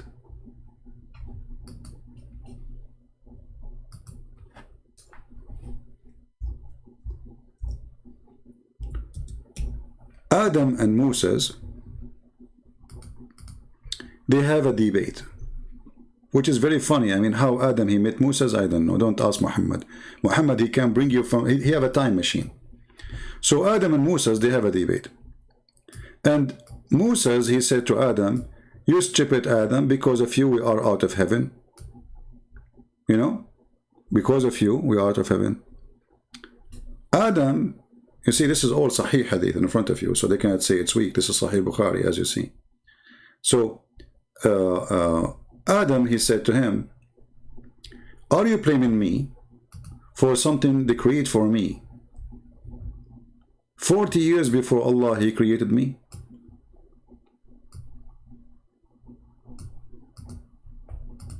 We are talking about the sin of Adam. It turned out to be that even Adam, when he commits sin, he did not commit sin. It was Allah. He wrote for him to do that. And Adam was just an actor. He is following the script. Do you see it? All of this hadith is authentic hadith. He wrote that for me 40 years before my creation. So are you blaming me for something Allah, he wrote for me 40 years before my creation? The Prophet said, Adam, and Moses argued with each other. Moses says to Adam, "O Adam, you are our father who disappointed us and turned us out of paradise." Then Adam said to him, "O Moses, Habibi Moshe, Allah, He favored you and He talked to you directly, talon talalam, and then He wrote the Torah for you with His own hand." The Muslim, by the way, believe that God did not give Moses the Ten Commandments. God gave him a book, it's called Torah. All the Torah is written by Allah. All the Torah on the rocks. So imagine how many trucks Moses he need. All the Torah written on rocks. True story. Okay, and he talked to you directly. Do you blame me for an action which Allah had written in my fate 40 years before my creation? And then what Adam he said? What Muhammad he said? He said, so Adam confuted Moses. Adam confuted Moses 3 times as usual. Muhammad is Trinity guy. Do you see it? Salat, man, why you change the topic in speed of light? You know, there's one thing about Muslims. The second you show them something embarrassing, they are the fastest, slippery people. They paint themselves with oil. You just mentioned to me something and I'm answering you. And right away, I'm not even finished. Did Jesus says, I am 3, worship me? Huh? Does he say that? Like he got me busted now. Did he say that? Look, we are showing you the stupidity of your hadith. How Moses is a victim of Allah, which means all what we see is stupid. Because if Allah is the one who made Adam commit sin, and Allah is the one who made me commit sin, and Allah is the one who made you commit sin, so why you are going to be punished for your sin, idiot? Your God is mentally crazy person. So Allah, He make you do sin, and then He punish you. He kick you out of heaven for committing sin, but He is the one who made you do sin.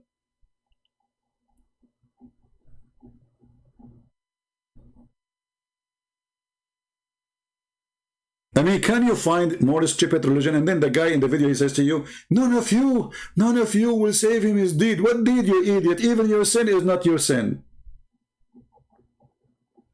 According to the stupid Muhammad, even prostitution is not yours. Even prostitution is not something you do. Even fornication is not something you did. It's Allah, He decide for you.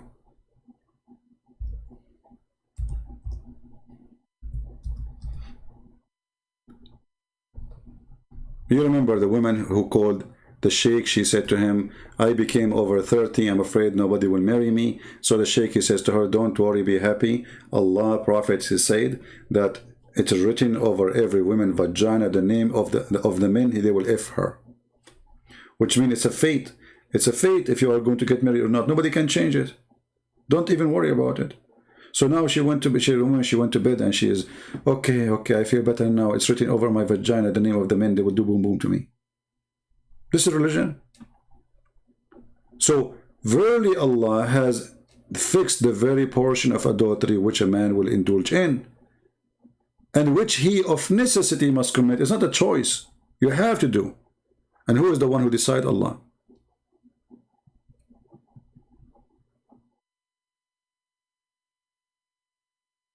So when they say in those videos and they are so excited, do you know the Prophet? He was the best of mankind. The Prophet, I mean, the guy, he was going crazy, man. Almost he have a diarrhea. Almost his testicles is coming out from his eyes. I mean, are you okay? People now, they worship their mashayikh. 100%, brother. This guy's from Firdaus al-A'la. Yeah. The Prophet of Allah saying to Sahaba, none of you will enter Jannah through your actions. None. So they asked the Prophet of Allah, even you? He says, yeah, even me. Sallallahu alayhi wa sallam. The greatest mujahid was Muhammad sallallahu alayhi wa sallam. The greatest teacher was Muhammad sallallahu alayhi wasallam. The greatest father was Muhammad sallallahu alayhi wasallam. The greatest husband was Muhammad sallallahu alayhi wasallam. The greatest mercy to humanity was Muhammad sallallahu alayhi wasallam. The greatest abid to ever worship Allah Azza wa Jal was Muhammad sallallahu alayhi wasallam. The greatest messenger to ever walk the earth was Muhammad sallallahu alayhi wasallam. The greatest prophet to ever receive revelation was Muhammad sallallahu alayhi wasallam. The greatest creation that Allah ever created was Muhammad sallallahu alayhi wasallam. And he says, even me. What the heck? This is very shitty, my friend. Excuse my language. So all this shit you count for us to say even me? Why don't say it from the beginning? The greatest stupid, the greatest donkey, the greatest killer, the greatest child molester, the greatest liar. The greatest, he is the greatest. And like, they act, they want to show you that they are true believers. This is an act, by the way. I mean, why you are doing this? I mean, you cannot say the same story without making this act. It's an act to show you a believer, so people, they will like, oh, he's a good believer, brother. But you just said your prophet is a donkey. So all what you count that he's the greatest, it's going to be nothing, because even me. So all this is my prophet is the greatest, so even me. So nothing. So that you just said to us, he's not a great. You just convinced us that Muhammad is a great in nothing, because even me. So he was a great in what?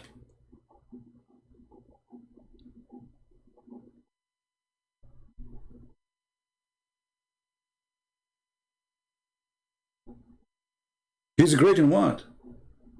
If even me. So even Muhammad, he is not granted to go to heaven. Unless Allah, he reward me with his mercy. What does that mean? If we go in the Quran, we will find something about that. And look at this idiot. This is how they fool people. They make them believe that they are like a very, very true believers.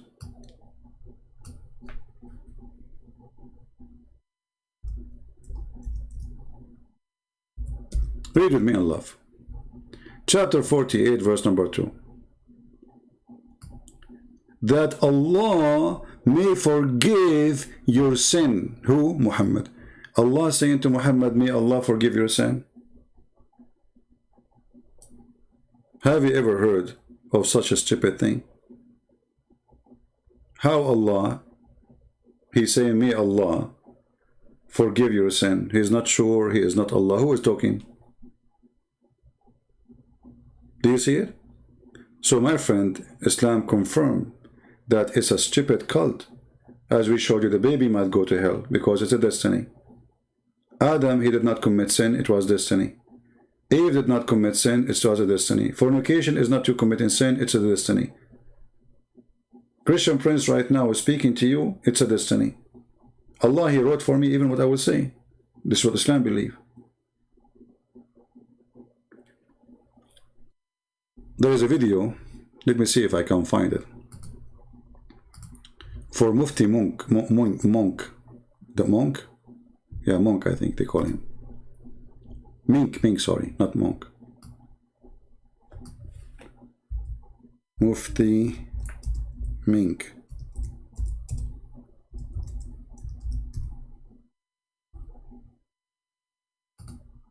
And this video, he speak about destiny. But I'm not sure which one. I mean, which video is the one he speak about?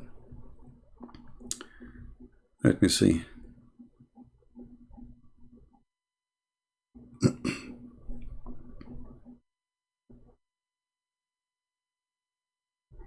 When you hear it, you will die laughing. Let us see this one. In the womb of your mother. In the womb of your mother. Okay, what happened in the womb of your mother? I did not watch this video before, but I guarantee you it's going to be stupid, as usual. Because nothing come out of Islam except stupidity. So I do not even need to see before what I watch it. I guarantee you stupidity. Here we go. 40 days of fluid. Then a clot. Then he is a clot for a similar period of time. مثل ذلك. مثل ذلك means for a similar time. So 40 days a liquid, 40 days a clot. So it starts getting a little bit harder, it becomes a bit solidified, it becomes slightly more, with slightly more, what can we use, what word can we use? You see, when a liar, he do not know what to say. The first of all, 40 days as a sperm, you're a liar, not liquid. It says nitaf. Have you ever heard of a scientist agree that a sperm stay inside the women alive for 40 days? And then you will be another 40 days for a congealed dead blood. And then Allah will write your destiny. I want to go to the destiny part. I don't care for this now. Let us see when he speak about the destiny. Third 40 days. So the total is 40 days, 40 days, 40 days. Total is 120 days, the baby is done. 3 days, third 40 days. All of he's stuck with number 40. Everything is 40 days. Alibaba and the 40 thief. Let us see if he would talk about the destiny. I want the destiny part. When the angel come, I'll write your destiny. Amazing. It's amazing for sure. To blow the soul. Okay, go, move. Abdul the liar. How they will earn it, what they will spend. Here we go. Listen carefully. Here is the part you want. The sustenance of this person Hold on. is written at that time.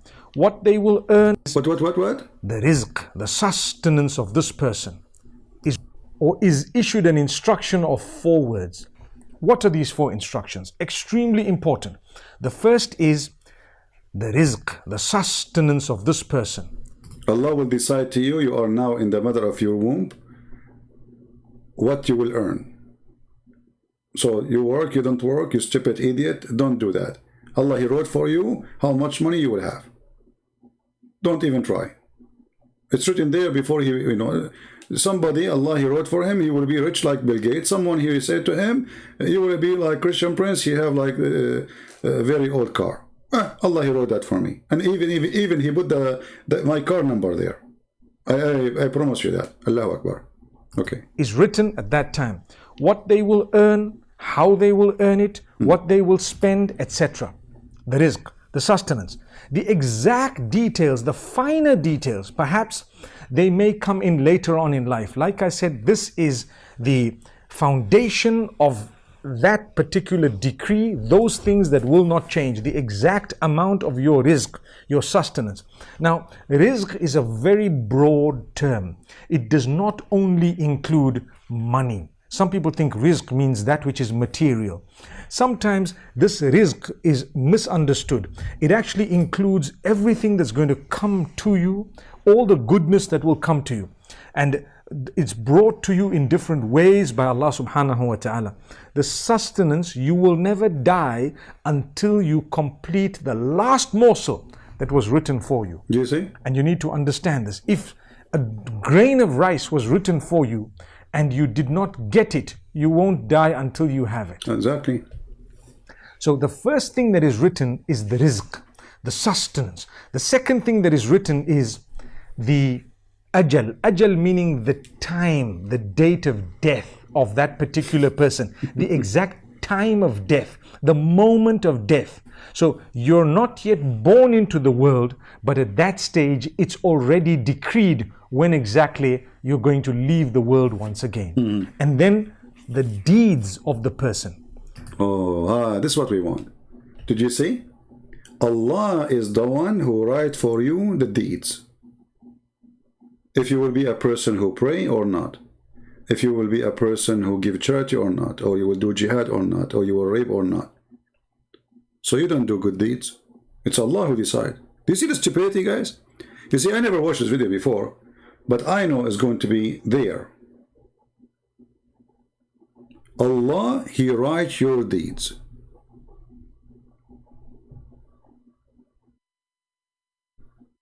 What a stupid religion. So now Christian Prince, he opened his program. It's written there, Christian Prince. He will go in YouTube. Allah, He knew about YouTube too. He is all-knowing. Come on. So Allah writes for you your bad deeds and good deeds. Tell us more. Once again. And then the deeds of the person, the general deeds. This is very interesting, the actions of this person. What are they going to do? It's just written by Allah subhanahu wa ta'ala. Amazing. And thereafter, one of the very interesting points is whether the person is going to be unhappy or happy, or fortunate, unfortunate. Maybe we can use the word wretched. Are you a happy person? Who is here unhappy? Who is here unhappy? Who is here he think that his wife, she is not making him happy? Who is of you is not happy with his marriage? Brother, Allah, he wrote for you that. Who is of you here sad? Brother, Allah, he made you sad. Who is here is so happy? Allah made you happy. He wrote for you, you will be happy or sad, that's it. So if a guy, he go to party every day, Allah, he wrote for him, shake it, bake it, bake it. I mean, this is religion. So why I will be judged about anything? This is a program, insect. According to Islam, each one of us is programmed. And you will do exactly as it is written. So we are not one creation. And then Allah, he created us and he say, be good. No. Allah, he created each individual and he put the software inside. And you cannot change it. What kind of religion is religion? So the guy is saying to you, has deed, and even the deed of the deed. I mean, the deed. What deed, you idiot?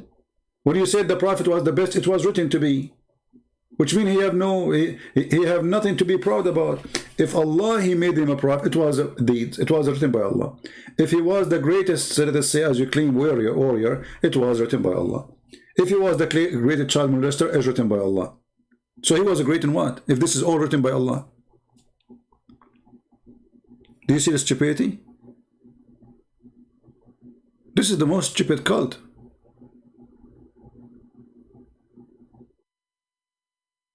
Do we have any Muslim here have anything to say?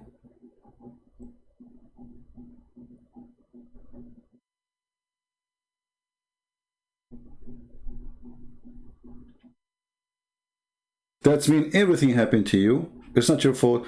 If somebody kills somebody, take this video to the judge. Tell him it's what destiny. What's my fault? Actually, Mufti Monk himself, he said in a different video that somebody, he killed somebody. He told the Caliphate, it was destined for me.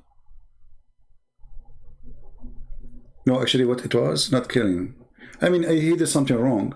So the Muslim, he says to him, it was destined for me to do this. And then the Caliphate, he says, it is destined to me to kill you. Can you believe it? The guy, he said to him, Caliphate, why you wanna punish me when it was destined for me to do this? Then the Caliphate, he says, it was destined to me to kill you. Do you see the stupidity? And this is something Mufti Monk himself, he said, but I don't know, remember the name of the video.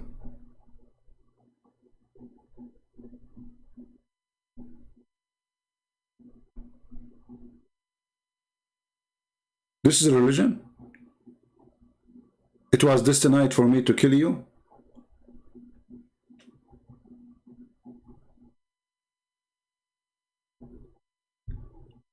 Do we have any Muslim here want to say anything?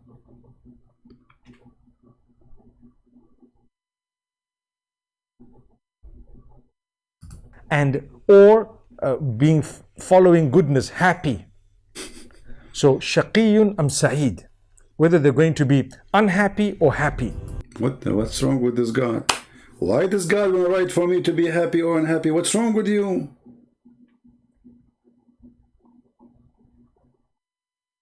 There's no freedom at all. I mean, even happy or not happy is not up to you. Allah, he wrote for you, you will be okay. Have fun now.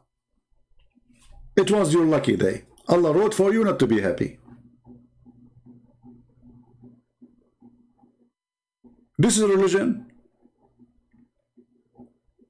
So Allah wrote for you, you will be a person who sleep around. Allah wrote for you, do drugs. Allah wrote for you to be killer. Allah wrote for you to be a rapist. Allah wrote for you to be a good person. Allah wrote for you to be happy. Allah wrote for you to be sad. Allah wrote for you to be rich. Allah wrote for you to be poor. What is this?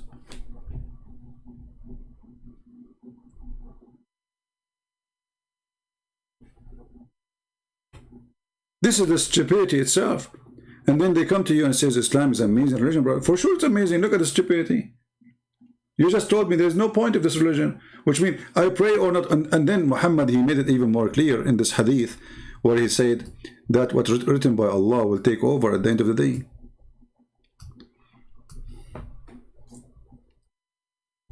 You remember the hadith, we mentioned it many times, that the person who do the deeds of people of fire, hellfire, then he go to heaven, and the one who do the deeds of heaven, he go to fire.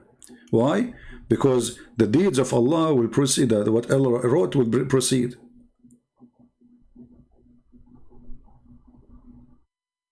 This is the hadith in front of you.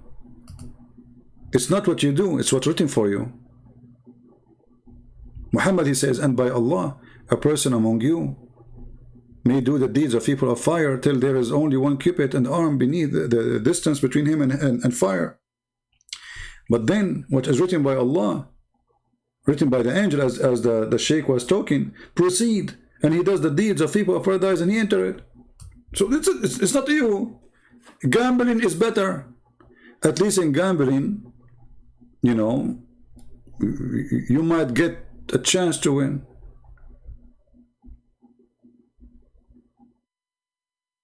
Any Muslim?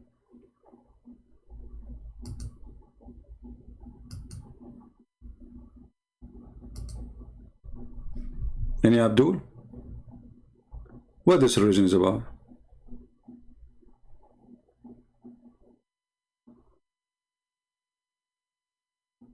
So you worship, you don't worship, you convert, you don't convert, you become a Muslim, you are a Hindu. It doesn't matter, it's written already. Why there is a Hindu? Allah wrote for them to be Hindus. This is what he's saying. Why there is some people, they are Christians? Allah wrote for them to be Christians. So why you are going to punish them?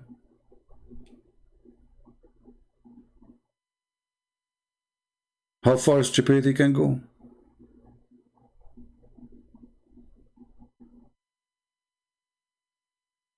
Batman, he's saying to me, you are a fool. Batman, you are talking to me, my friend. Why I'm a fool? Why you pray? Your prophet, he just said, it's what Allah, he wrote for you, will decide where you will go. It's not your prayer. It's not your deed. It's not your act. It's not your work. It's destiny. Who is the fool? According to your God, even when you say to me, fool, it's Allah who made you say it.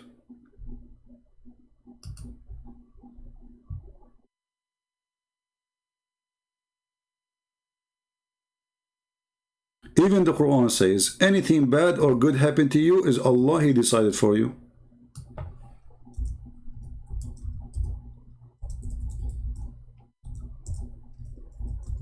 This is why the Muslims, when something bad happened to them, they say, Alhamdulillah. Why? Because Allah wrote for them.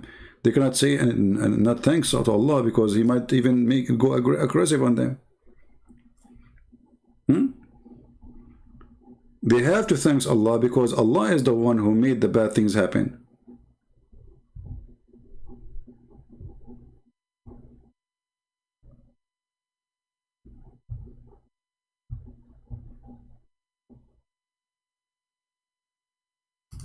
Chapter 57, as an example, verse number 22. No bad things happen to you in life and in earth, except it is inscribed in the book of Allah, the book of decree. Do you see it? Do you see it? Your wife, she cheat on you. Who made her cheat? Is it your wife? Is your wife the bad person? No. Allah, he decided that your wife, she will cheat on you. A husband, he cheat on the wife. Is he bad? No. According to the Quran, it's Allah, he decided that your husband will cheat on you. It's written there. Anything bad happen to you in your life, it is written by Allah. It's a decree, as you see, in the book of decree. If somebody rape you, why he rape you? Allah, he decide that this man will rape you. If somebody kill you, why he killed you? Allah, he wrote in the inscribed in the book of decrees that this man should kill you. What kind of religion this religion is? That's mean all the evil in this earth is nothing but a movie, and Allah is the author of this movie. He told people to kill each other, to eat each other alive. Child molesters, rapists, criminals, thieves, drugs. Right? Is this a Christian prince who's afraid? Yeah, my friend, we are afraid. You see, I am farting at Allah. I will be afraid from this kid. This kid, they went to him, David Wood, he is the one who ate the Quran, and he called him bro. Your kid, he wore a burqa, he became like a woman in front of him. And instead of saying to him, shame on you, the one who ate the Quran, he said to him, mashallah, you are 6 foot tall. He like men, they are tall. And he told him, give me 5. This is the guy you are talking about. This guy is a shame. He's a potato. Son of Muta. You don't dare to call me. This is the whole story. I don't go with David Wood anyway. I don't even know them. Who is David Wood and who is? I don't know them. David Wood. But have you ever heard of a sheikh? He said to a Christian man, supposedly, and he ate the Quran. He called him bro and he gave him 5 and he said to him, mashallah, you are 6 foot tall. What kind of sheikh this sheikh is? Isn't the Quran says, take not Christians and Jews as a friend? So you call him not friends, you call him bro. Who is the one who wore a burqa? He became like a woman in front. He was scared. Why you are calling them bro? Is that halal in Islam to call me bro? Coward, because he was scared, terrified. He was doing poo-poo in his pants, and he have 2 guys behind him to protect him. Maybe he thought that David Wood is going to eat him the same as he ate the Quran. This is the guy? Yeah, this is me, my friend. The one who all of you Muslims don't dare even to say hello to me. The one who make tens of thousands of Muslims leave the cult of Muhammad. What you can do about it? It's me. One-man army. Inshallah, you are 6 foot tall. I never heard of a man who flirted with a man about how tall he is.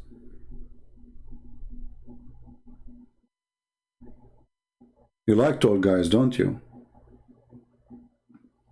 The guy, he ate the Quran for the sake of shame of Allah. Shame on you. And you call him bro and you joke with them. Suddenly he became so friendly. Why? Because he's a potato. I will never call them bro, somebody insulting Jesus. I will never give them 5. What a shame.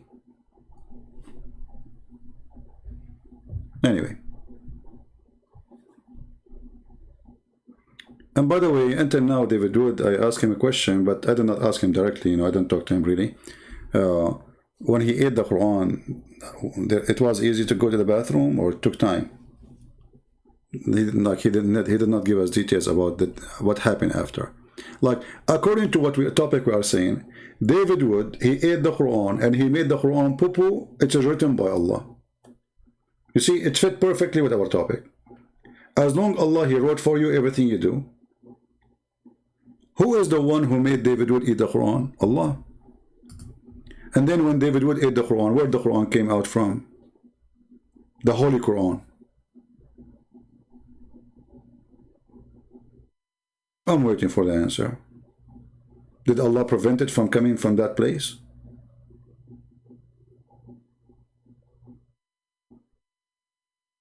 You know, there's a hadith about a guy, he made fun of the miswak. Miswak is like a root of a tree Muhammad he used to use for his teeth, to clean his teeth supposedly.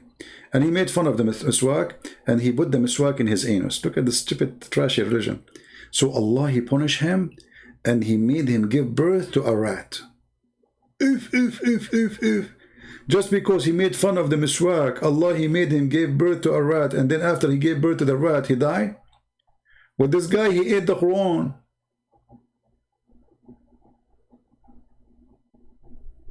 The guy, not his wife, the guy, he gave birth to a rat.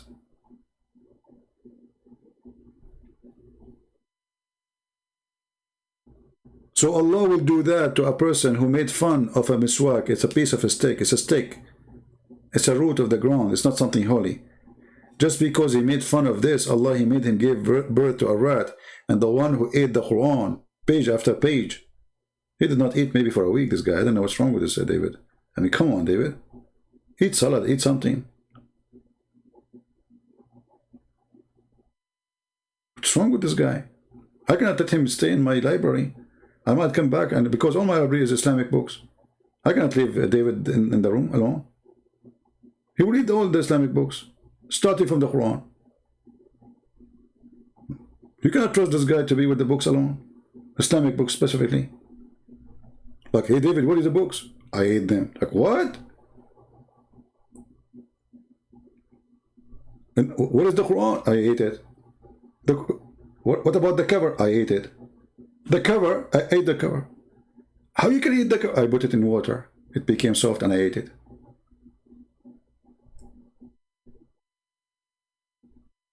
But are you okay? I'm very good. Like, do you have like a pain in the stomach because there's ink? It was tasty. It was inky.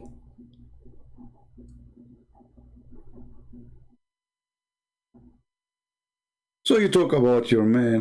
Here we go. The guy, he ate your Quran, you call him bro, and you give him 5. We will make that will make it a joke for the rest of your life. I ate it. But anyway, you see, when you debate with those Abdul, don't do what, you know, I'm not going to speak negative about what how Anthony Roger and David Wood debate. This is their way. They are free to do as they wish. But don't waste your time speaking about how Allah, nature is, and who cares? Hit them. Look at this Quran. Hit with something serious. If Allah made from silicone or he made it from zucchini, who cares? Hit with something serious. This is what Allah said. Let us laugh at it. That will hurt. And then you ask him, and then he says to you, Allah is like a tree. Who cares about these things? This is just a opinion. Anyone can. There's nothing to prove wrong or right there. Opinion. You want to debate me about philosophy?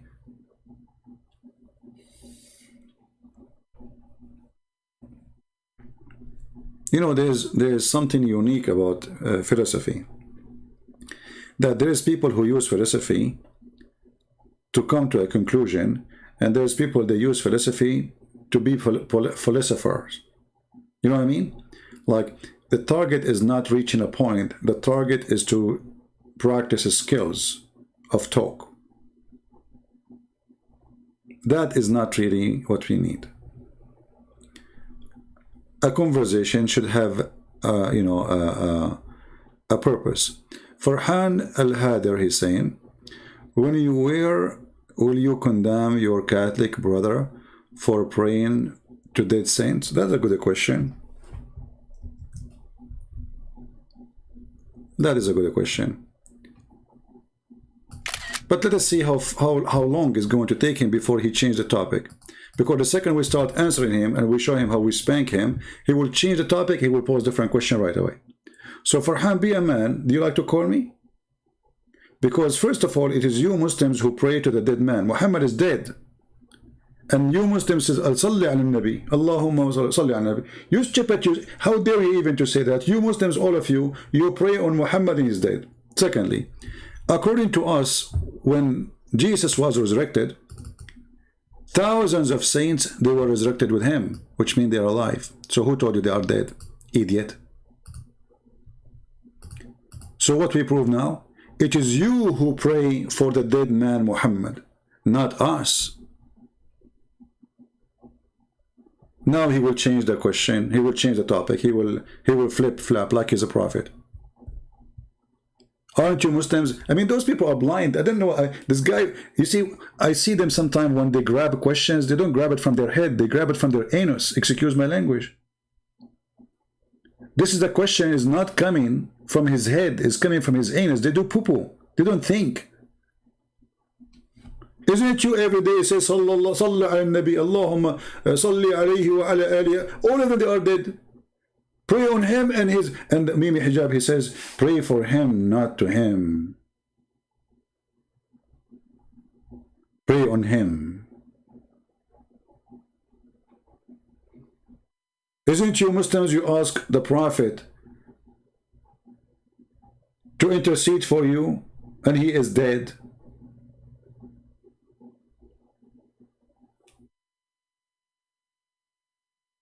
Isn't it you Muslim believe that even your prayer, normal prayer to Allah, it goes to Muhammad? Why? He's God.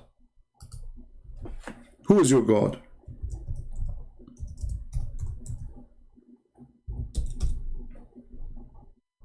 Read and laugh.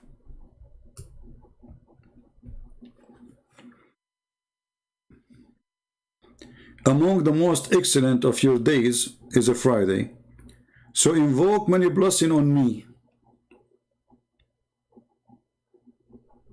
The guy is dead. Have you ever heard of a person, he received a blessing and he's dead?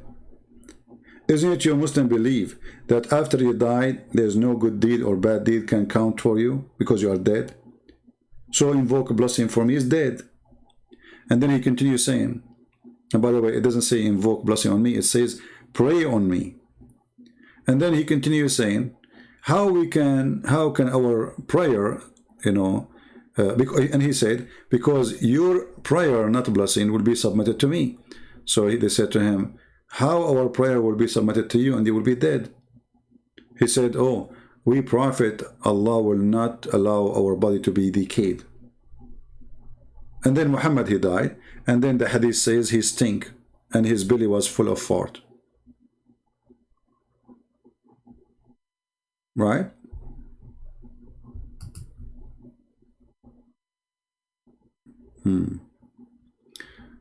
Allah's SWT wills him that ability. So now he have a special ability. Yeah, stupid idiot. You made him God. Because the prayer should go to God, not to a man. Those who pray and their prayer go to a man, obviously that man is their God. Let us see your other stupid question. Let us see if it's coming from your head or from your anus, as usual. Allah is AW2 with him ability. Now answer me this. If your God is a 3, why isn't in your book? First of all, my God is not a 3, you idiot. My God is 1. Oh, you Israel, your God is 1. This is what the Bible says. So you are stupid again, like your prophet. Secondly, we Christian, we believe in the Trinity, not in 3 gods. So when you say it's not in the Bible, that's because you are ignorant donkey like your prophet. It is in my book. From the book of Genesis, God and his spirit. God and his spirit. This is what? This is God the Father. And then what? The Spirit. And then God, he came to Abraham. And Jesus said, before Abraham I am. They said to him, how before Abraham you are, and you are not even 50 years old? He says, truly, truly, I say to you, Abraham, he rejoiced when he saw my day. And before Abraham. So Jesus confirmed that Abraham, he saw him. Abraham, he rejoiced for him. Abraham, and then the Bible confirmed to us again, in many places, that God the Father, he said, this is my only begotten Son. So God the Spirit, God the Father, God the Holy Spirit, God the Son. So the word Tawheed in the Quran does not exist. The word Trinity in the Bible does not exist. But God the Father, God the Son, God the Holy Spirit is exist. So we do not need, Trinity is just to summarize what we believe. Trinity is a word, came after to tell what the Christians, they believe. So we believe in Trinity. We don't believe that God is one person. We believe in one God, but he is a 3-person. This is what Trinity means. Same as you. You as a Muslim, we ask him what you believe in. You say Tawheed, but we cannot find the word Tawheed in the Quran. Nowhere. And Tawheed is a wrong word, because Tawheed means unification. You can go right now, open Google Translation, and paste the word Tawheed, and you will see it says unification.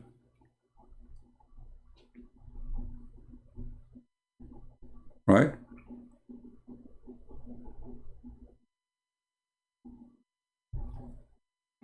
Any Muslim? Like where in the Quran your God, he says to you, pray 5 times? Nowhere. It says a 3. You say 5. How you say that? You say it's a conclusion. Where in the Quran it says that Allah, he said that the Holy Spirit is Jibreel? Nowhere. So how it became Jibreel? You say it's a conclusion.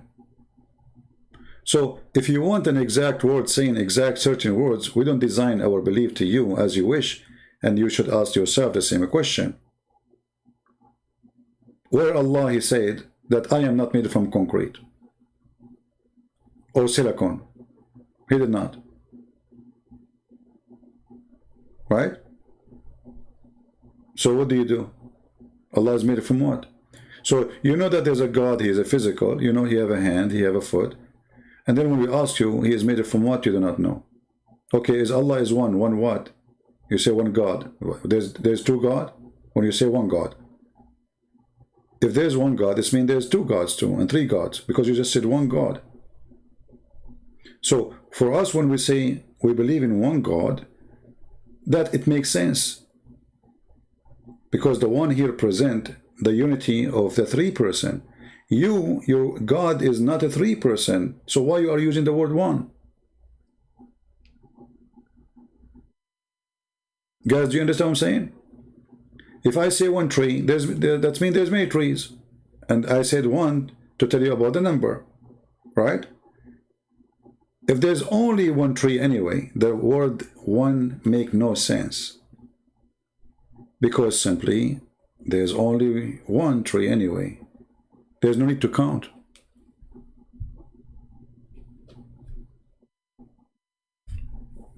Like, how many computers you have? You say, I have a 3. Okay, because it's possible to have many computers. But if there's only one computer in this earth, you say, where is the computer? Not how many computers. So a Muslim, you know, he tried to be a person of logic, but he is the last one to speak about logic. Answer me this: was your God limited as a human? Well, let us see who is limited. That's a good question. This question is not coming from your anus; it's coming from your nose. Let us analyze this question. Thank you, Farhan, for being here. I really appreciate your stupidity. I don't know how many Muslims will leave Islam because of you now. So look at this. Watch, Farhan, your question and how this question will help us. Answer me this: was your God limited as a human? Is Jesus lesser being than the Father? You know, the Bible says, for God he humbled himself, so he came in the flesh of a man. So he is not limited, but he is humble, and there's a huge difference. So if I say, if I go with you, was Allah limited, or is he limited when he comes every night in the third part of the night to the lowest heaven, says, who is worshiping me? Who is praying for me? Who is supplicating? So let us see now how the word limited will help me and help you. Obviously, the word limited means that he is not God if he is limited. Correct? It is your God who is limited, because Jesus, as a man, still he can walk in water, still he can control nature, still he can resurrect people from death, and still he can feed thousands of people, and all those stories exist in your Quran and your Hadith. He can make the blind see. He can make the one who cannot walk. He can tell you what you hide in your houses. So who is the limited? In the same time, if we question your God limitation, we will find there's endless. As an example, can your God have a son without having a wife? The Quran says no, he cannot. Allah, he says, how I can have a son and I don't have a girlfriend? Who said that? Not me. Allah said that. Allah is limited. So if Allah is really the Almighty God, he do not need a wife in order to have a son, because he is Almighty God, supposedly, and Almighty is a title is given to someone is Almighty, not to someone is limited. Do you see, guys? Now, was Jesus limited? In what? He forgives sin. Christians, is it true that Jesus, he said to the Jews, which one is easier, to say, go and your sin is forgiven, or to say to him, your sin is forgiven and carry your bed, or carry your bed and walk? Where is the limitation of Jesus? Your God, he cannot have a son unless he have a wife. Your God, he said to Muhammad, may Allah forgive your sin. Who is talking to who? Allah is asking Allah to forgive sin. Jesus, he forgive the sin of the man immediately. He did not say me.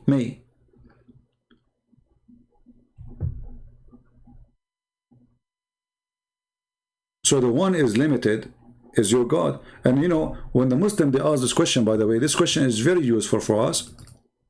It shows you how limited their understanding of God. Because Muslim, they think that if God, he come as a human, he lost his godless power. That's perfect. That means your God cannot be God anyway. Because if God will lose his power just because he took a form of a human, that means he is limited to be a human. He cannot be a human. My God, he can be a human and still he's God. Your God cannot. It's like, you know, let us say, you know, maybe the description is not in the right place, but just to make it simple for somebody. If I say to you, there's two people, let us make it two people. One, he can do 1,000 things, and one, he can do only 10 things. Obviously, which one of them is more powerful? The answer is the one who can do 1,000 things. So you Muslim, you believe that your God is limited to a certain place, certain shape, certain location to be God. My God is not. People, are you getting my point? You Muslim, you believe if Allah come as a man, he loses his power. We Christian, we believe how God can even be a God or God if he loses his power, because God should not lose his power anyway. He's all powerful all the time. So your question is very helpful for us because it proves Islam to be a false cult. Your God, he said to Muhammad 3 times, read.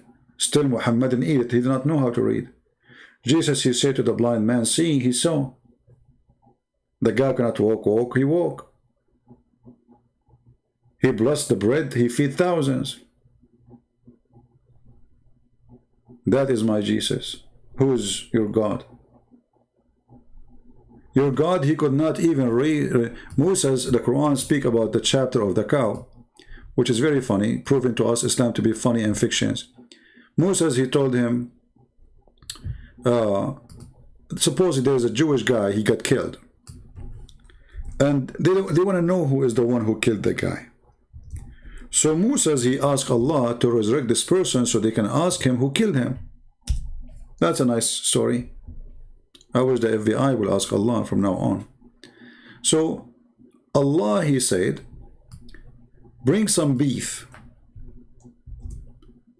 and hit the guy with the beef. And thus, this is how Allah, he resurrected the dead one. Allah cannot resurrect a person without using beef.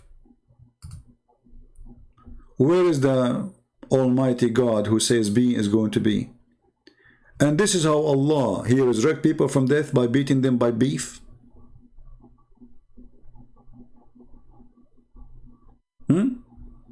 Have you ever heard of such a thing?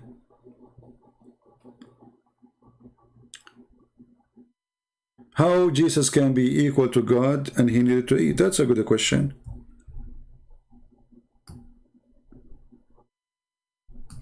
Let us laugh at you again, non-stop. So what is the main point of here is needed, right, guys? The main point, he needed.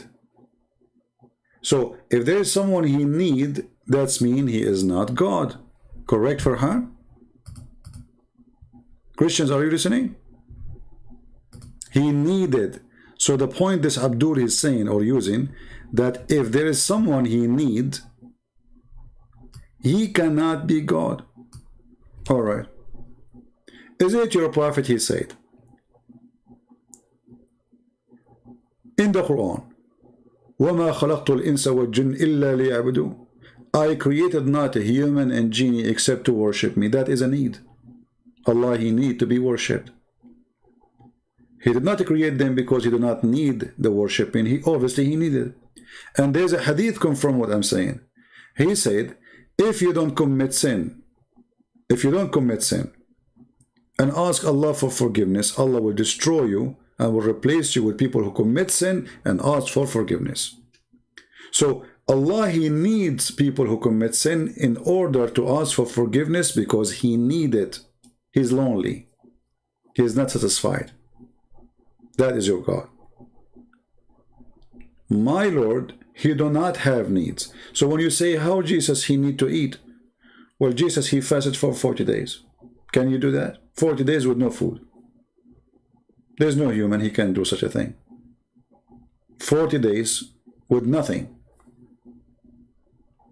So the nature of Jesus is way above anyone else's nature. In the same time, Jesus is coming in the flesh of a man. So the flesh of the man is a flesh of a man. But that flesh still can do what God can do, because God inside that flesh is the one who is doing the work. So he said to the blind man, see, and then the blind man see. It's not the flesh making the blind see, it is God in the flesh. This is why the Bible says, and the word became a flesh. So the flesh is no more flesh of a man, like everybody. But yet this flesh inside has the power of the Almighty God. So the Messiah with his flesh, still he can do what God can do. And your Quran proved that. So when you speak about needs, was it a need for Jesus to make somebody come from the grave?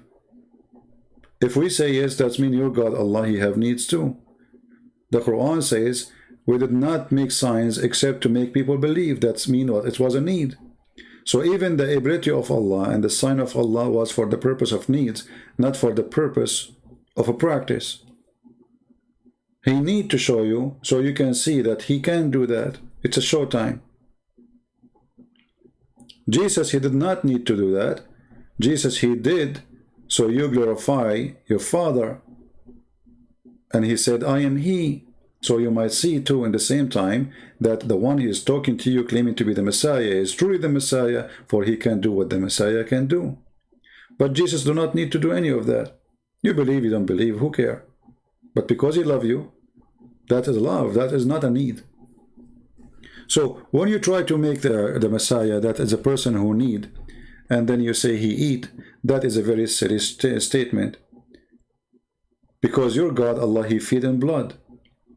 When you do Muslims, you go and do jihad, Allah is so happy. And let me show you one of the silly needs of Allah. Have you ever heard of Allah, of God? He need people to sneeze so he can be happy? What make Allah happy? It says Allah yuhibbul attasin.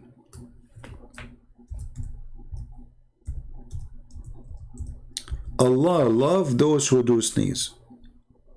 See, now we are going beyond the stupid needs. This is way more than a stupid needs. What kind of God he do love those who sneeze? How that make him feel happy? What happened exactly? You are tickling Allah? So Allah, he is not, you see, Allah is watching you, and Allah, he get upset if you do yawning, and Allah, he loves you if you do sneeze. So I'm going to ask you now, what make Allah happy for sneezing? Is that a need? Is that like a food of happiness for him? And what make Allah upset if you do yawning? Is that a need? Allah is resisting? Or let us say this is a weakness. Allah, he go not when somebody he do yawn. How can a person who is doing yawning affect Allah? And how a person who doing sneezing affecting Allah? So if we compare this to your question, that Jesus he eat food, Well, Jesus is coming in the flesh of men, and he is sitting with his disciple, and he is eating with them. Wonderful. But still, he can do what no man can do from those who eat food. Your God is a very affected person. I mean, he gets affected so easy, to the point even sneezing can affect him. Even yawning can destroy him. So what this hadith says to us, that Allah is very sensitive, weak person, to the point, like there are some people, do you tickle them without even touching them? He says, I want to tickle you, they start laughing. That's Allah. What kind of God? He loves sneezing and he hates those who do yawning. What happened? Right? Here we go, guys. You are picking things out of contact. Give us the contact. I'm listening. You see, anytime you give them something they can't answer, you say you are picking out. Give us the contact. Go ahead. Go ahead. I'm listening.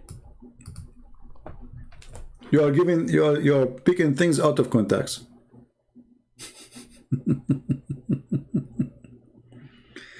Okay, from the bottom of your shoe, can you make your shoe answer me? Why Allah get upset because of yawning?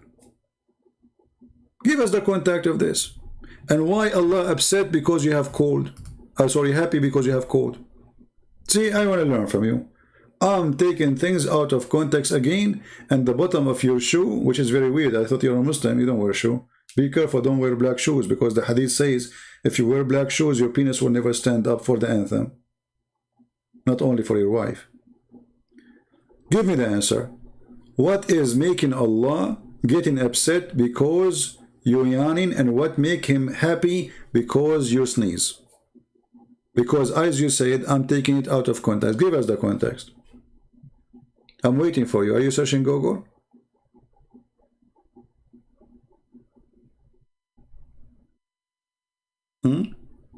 What do you think? My friend Mohammed, the one who is speaking dirty, no wonder you are saying that word. The vagina is your prophet, and that sheikh he himself is a vagina. The guy who ate the Quran came to him and he called him bro, and he gave him 5 and he said to him, mashallah, you are 6 foot tall. He's flirting with him. So who is the vagina? It's your sheikh. A guy who ate the Quran coming to your door, and you shake hand with him and you give him 5 and you call him bro, and you say, mashallah, you are 6 foot tall. This is the sheikh, the man you have? Your sheikh is a vagina. He don't dare even to call me. He's afraid that he will lose virginity if he call me, obviously. Ask yourself who is the one trying to run away from calling each other.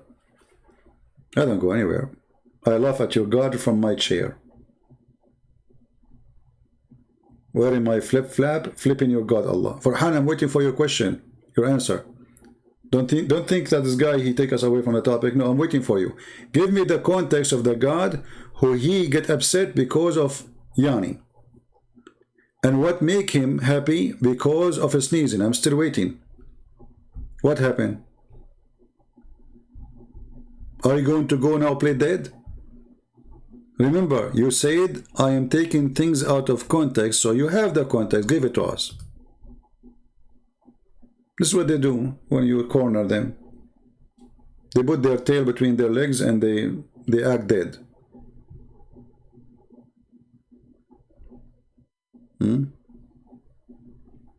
Somebody saying, did Christ he have 2 netros, 2 balls, you mean?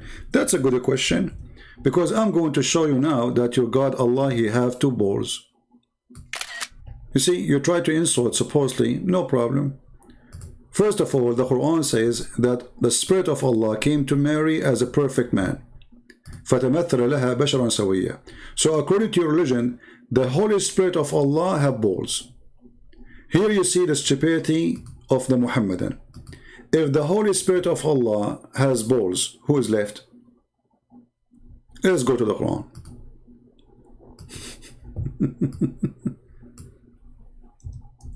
And don't worry, I'm going to show you Allah with balls too. Here we go. Chapter 19, verse number 17. Are you there, Abdul? You are talking to Christian Prince. I can make you falafel and hummus and send you to the balls of Allah with no mercy. And don't forget to add the spices too. Read with me. So when the Ruh of Allah, and the Muslim, they say this is Jibreel, but doesn't say Jibreel, it says the Holy Spirit, came to Mary, he appeared in the form of a full man in all respect. Mr. Bowles, are you there? How you say his Holy Spirit holy and he have balls? Listen carefully. You are saying that the one who have balls, he cannot be holy. But your Quran is saying that the one who have balls is holy for sure. Are you there? Now you will play dead because all of you do the same. Here we go. Join Farhan, enter the table. We are waiting for Farhan to give us the context for the previous question, don't forget. And now this guy, he will join Farhan. He is under the table and he is shaking and breaking. What say you?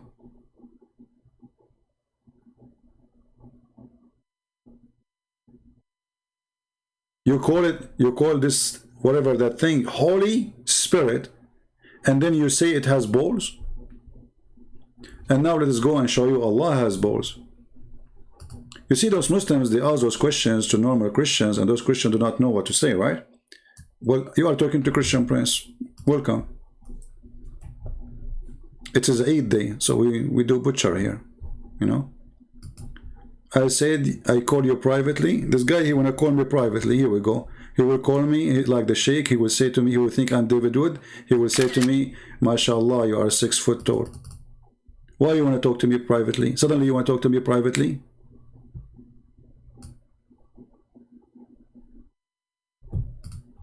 Because you are in the corner. Now you are insulting. Get lost. Here we go. I will block you. Take your stupid shoe with you. And don't forget to lick it as your prophet used to do. So now if we go in the hadith, we will find the following. He's angry, you see, when they make them angry, when you corner them. This is your God, Allah, he is a man, and he have balls. And your prophet saying that he look exactly as the false Messiah. The only difference between him and the false Messiah is the eye, not the balls. Read it. The Prophet said, I have told you so much about the Dajjal. The Dajjal isn't Antichrist. The Dajjal is the false Messiah. That I'm afraid that you may not understand that the Dajjal, the false Messiah, is short-hinted, woolly-haired, one-eyed, sightless, and neither protruding nor deep-seated. If you are confused about him, you know that your Lord is not one-eyed.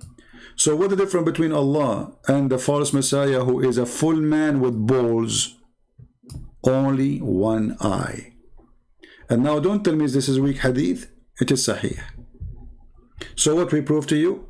That there is no difference in the look between the false Messiah, who will come as a man and he will claim to be the true Messiah, and Allah, except one eye.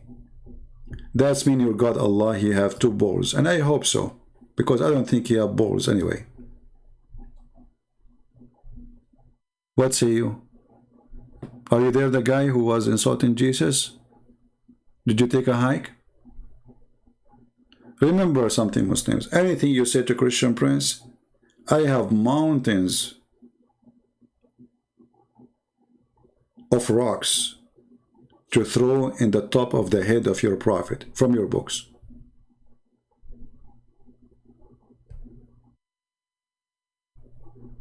This is why those Abdul, they want to debate anyone except me. The excuse is face to face. They are very much intimidated. They are terrified. They will debate anyone in the internet except me, face to face. And all of us, we knew the excuse why.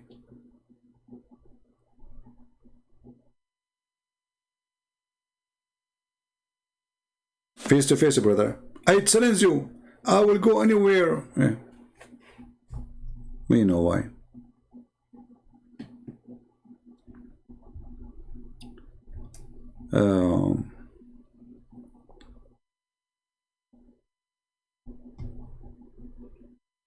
Yeah, you know, they don't know their religion. They don't know that their God is a man.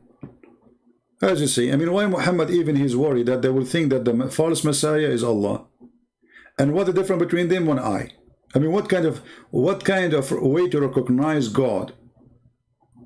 Look, he described how the man looked like, and he said the difference between them is one eye. Right? Anyway, I think we have enough for today. I hope you guys have a good time. Don't forget to download the video. Obviously, this is a very silly, stupid cult. And subscribe. Now, previous videos we made, as you know, we don't keep them, so we are going to delete them. I hope all of you download them already. You know, you see, there's the problem that we as a Christians, or even those who they believe Islam is a dangerous cult. If you believe with me in the mission we do, then you should help us and download the videos which I make for you available from my time for free. You see, other people, they get upset if you download their videos. They flag you. They say he used my videos. For me, I do the opposite. Because I'm not here to make a video for me. I'm here to make a video for you. So one day, if your child, your wife, your sister, your daughter, somebody try to fool them, your kids, they go in the internet and they will see, and they might be deceived. So if you don't want them to be deceived, you have to show them the truth about Islam. So either you show them my videos, or you train yourself, you learn, so you can teach them. So what we do here is a vaccine against the disease. Many of you, I remember once, a girl, I don't know her, she sent me a message in Palto. She said, I'm listening to you now for many years, but I never mentioned why I'm here. She said when she was a teenage, she was in the internet searching about Islam, and she decided to convert to Islam. That's it. Even she called the mosque. She told them how I can become a Muslim. I want to be a Muslim. So they scheduled for her to go, and they will record her in video, etc. Then, because now she became supposedly excited she will be a Muslim, you know, she make a decision. She made a decision already. She's watching more videos, and then she saw one of my videos. And then she started watching my videos one after one after one after one. And she decided that there's no way she will convert to this God. So she said to me, I was going to convert, but because of your videos, thank God, they were not able to fool me. So this is why we say what we do is extremely important. We do not know we are saving who. We do not know we are helping who. But we do what we can do. And it's your duty to help me to reach out to as many we can. If you can add subtitle to the video, if you can make it shorter, no problem. To make it more concentrated, that's wonderful. Add your language if you speak different language. Help your own people. Save your own children. Because the devil want to hunt them one by one. If you remember the guy from Australia, poor man, he saw his son went missing, they don't know what happened, he's gone, suddenly. What happened? He converted to Islam. And then they took him all the way from Australia, through Indonesia, all the way to Turkey, all the way to Syria, and then finally they found him, they saw him in a video, in YouTube, committing suicide bombing. So you don't want your son, 16 years old, to go missing one day and he joined ISIS and Al-Qaeda because you were lazy and you thought that this will never happen to you. You know what I mean? Many of them, they think that those things will never happen to them. And then those things will happen. But then it's going to be too late to convince a teenage not to do that. You know, teenage is very stubborn. He's a teenage. He thinks that whatever you say to him is against him. So you have to educate your children in a smart way. Let them see, let them read, let them know, let them learn. Knowledge is power. Ignorance is a disease. The Bible says, my people perish because of their ignorance. And this is true in every way. Why people die from corona? Because we were ignorant. We do not know how to fight it. Why people used to die by millions from a flu, and actually until now? Because of ignorance. A little tiny virus kill you. You are ignorant about it. Your ignorance is your death. So help us to fight ignorance, and then we will have peace in this earth. See, people, they kill each other because of ignorance. This is the truth. You see, even countries are going to war against each other. Even those who they claim they are smart, they are ignorant. Because the money we are wasting for war can make the biggest investment and make this earth heaven. What is the budget of USA for the army? What is the budget of China? What is the best budget? The budget of every country, even the poor ones, they pay more than 30 to 40% of their income just for war. A war they cannot handle. So human being ignorant made him seeking death. Security is gone. Trust is gone. Greed is in high. Everybody want to take everybody. Become like an ocean, and the big fish want to eat the small fish. And everybody is arming himself, waiting for the other fish to come. Why? Because they are ignorant. When the ocean is so big, and there's a lot of food for everybody, still they insist to eat each other. Because of the act of the devil. The devil, he wants us to eat each other. The devil, he wants the Muslim to hate you. He wants us to hate them. They want us to kill each other. That is the party of the devil. So here we educate the Muslim. We show them that the devil is not their God. They are mistaken. Allah is not God. He is the devil. We show them at the same time that there is no better than Jesus, who said, love your enemy. And if we can make all the world believe in one sentence, which Jesus said, love your enemy, the whole world is different, is new. You see, this United Nations, the corrupt organization, they spoke about a human right, etc. There's no human right. It's a joke for them. It's about which country is your citizenship, and depend in that is your human right. When they take our church in Hagia Sophia, United Nations did not make a complaint. But they want to take a house of somebody who is a Palestinian Muslim, and this house is not his. Right now, the United Nations have a meeting. Why? Because there's 60 Muslim countries are behind that house. When they took Hagia Sophia, which is a house of God, built by us, the whole city is us, the whole country is us. Nobody complained. But you cannot take a house of a Muslim, which is not his house. And this is not his land. So everything in this earth is upside down, for the devil is the one in control. Even the filthy Joe Biden, he called the Israelis saying, why you want to take their houses? And I'm so glad the Israelis, they stand for their right. They say it's none of your business. And this is not their houses, this is ours. I like that. I like to whip the nose of this filthy false president, Joe Biden, with the floor. Who side with the devil? As if you do not know that Jerusalem is the city of the Jews. As you do not know that the Bible, he swore in it, it says that this is the land of the Jews.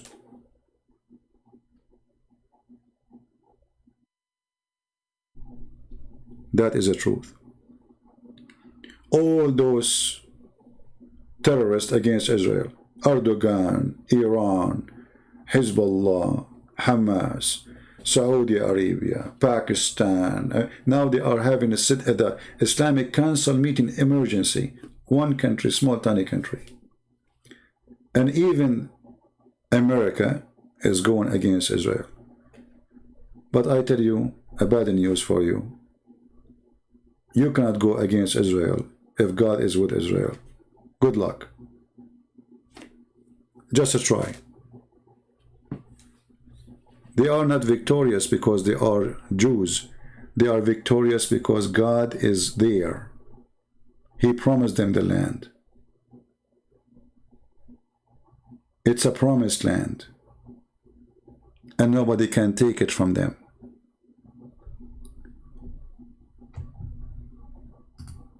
Anyway.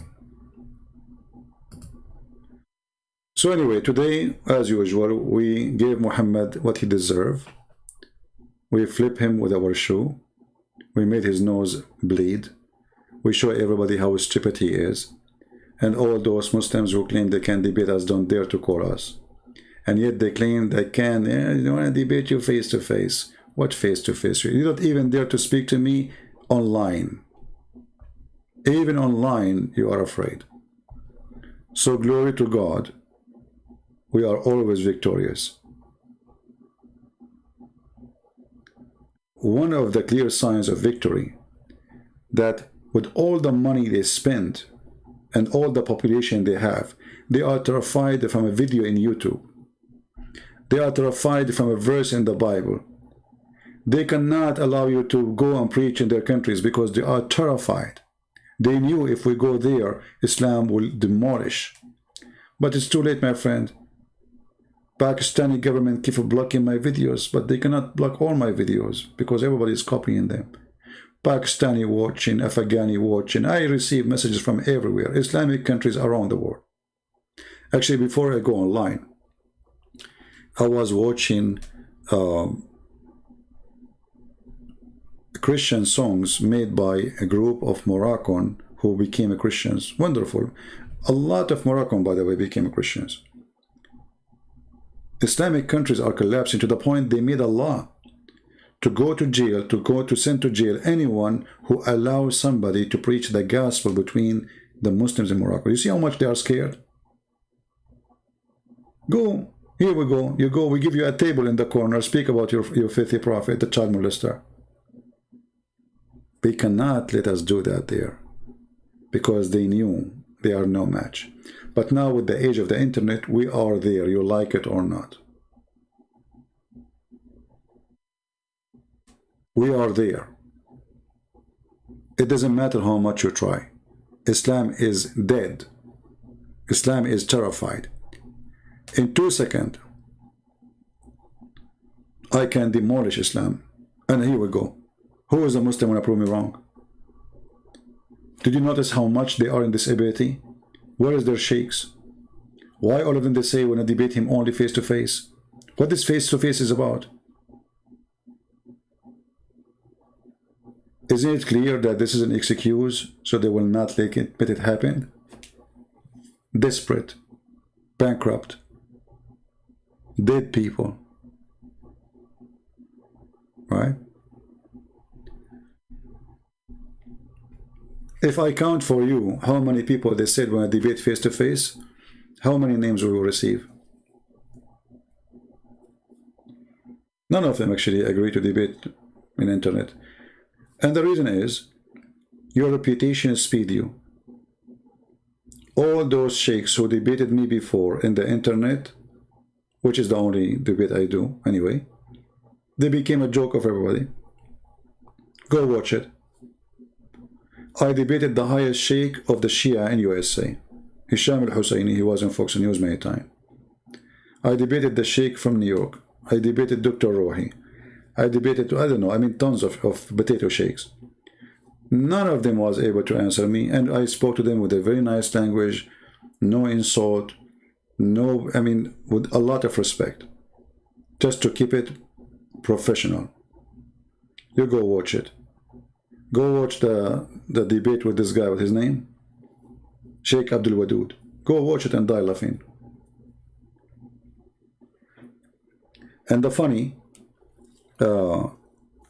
this guy who brought his sheikh, he said to me, I cannot answer you, but I'm going to ask my sheikh to come, and he is very good, he's very good, you will see. And the sheikh is so excited, and he called me, and then it was a mascara, in every way and every mean. Right? Anyway, you know, for me, I don't care what people think. Don't ever worry about people what say about you. They will try always to put you down for a very simple reason. Because you are up. You know what I mean? Nobody will try to put you down if you are down already. Do you understand? If you are down, nobody even will try even to take you down because you are down. So all of them, they try, but we laugh, we look down, and they look up. Right?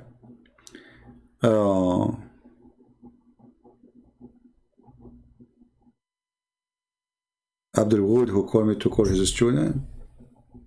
No, his student, he asked, as his student, he asked him to debate me, and he did. You can search the debate in the internet.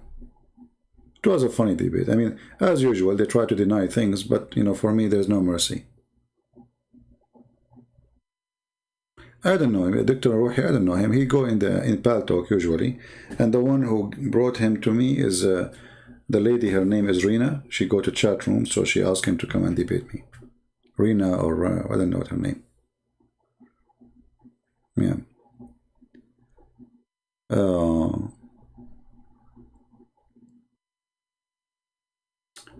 Shabir Ali, you know, supposedly we will debate, and then he changed his mind because simply he did search. He found that I wrote many books, and he said to himself, oh, that will be crazy.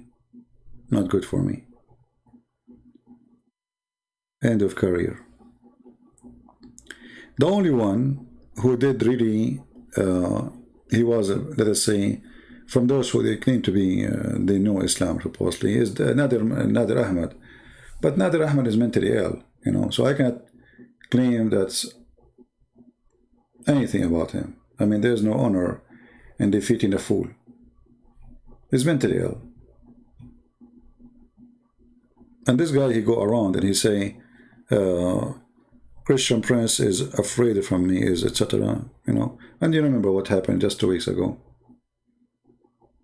You know, I said, okay, let me give him a spank for the sake of Allah. Right? Now, there is a guy, I think he was insulting. His name is Anjan. I'm not sure what he was saying. But Mr. Anjan, let me ask you. When Allah, he says that he created the white people to go to heaven and the black people to go to hell. And from your picture, I see that you have a dark skin. How you believe in such a filthy, racist God?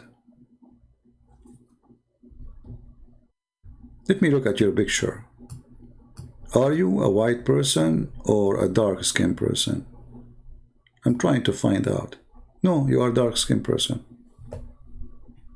How you follow such a filthy God who says, when Allah, he created Adam, he struck his right shoulder, and from there, white people like ants, like white ants, came out.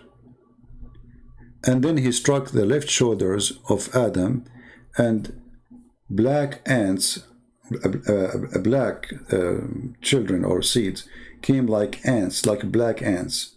And then he said to the one who came from the right shoulder, go to heaven, and I don't care. And he said to the one created from the left shoulder, go to hell, and I don't care. Huh?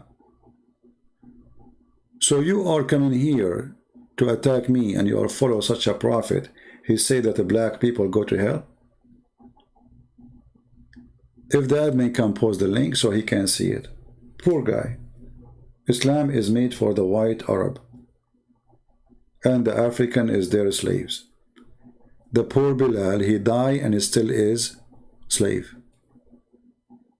And here we go. Carolina, the admin, she posted the hadith for you. It's authentic. Have fun.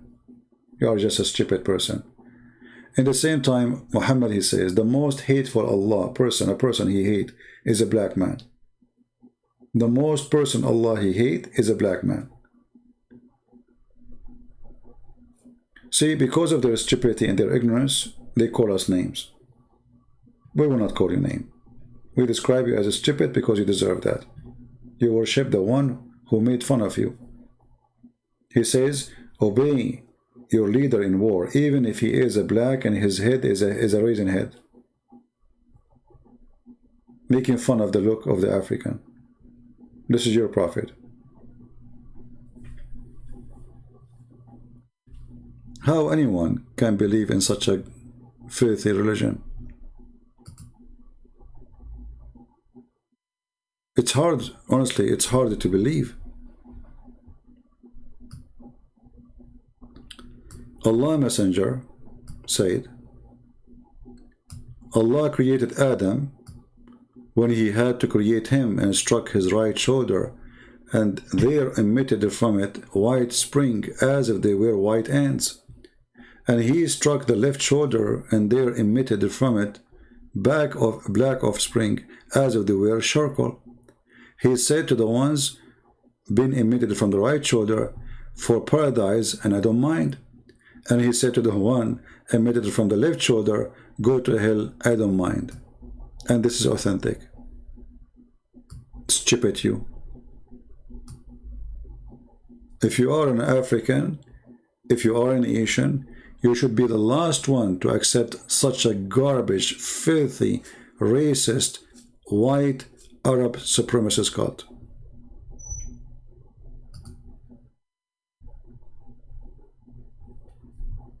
And we post the link for you, so you can go check it out. What kind of garbage this garbage is?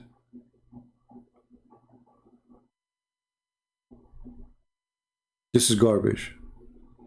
The Bible says, for God, He loved the world.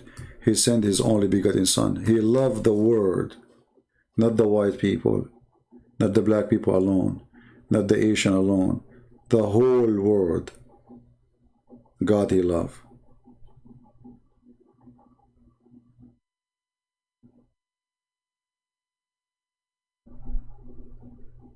The disciple of Christ, they went to every place. They went to Africa, they went to India, they went to the white, they went to the black, they went to the Asian, they went everywhere.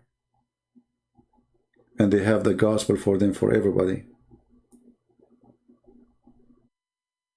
And the Bible says, there's no Greek, there's no Hebrew, there's no free, there's no slave, for all is one with Jesus. Amen to that.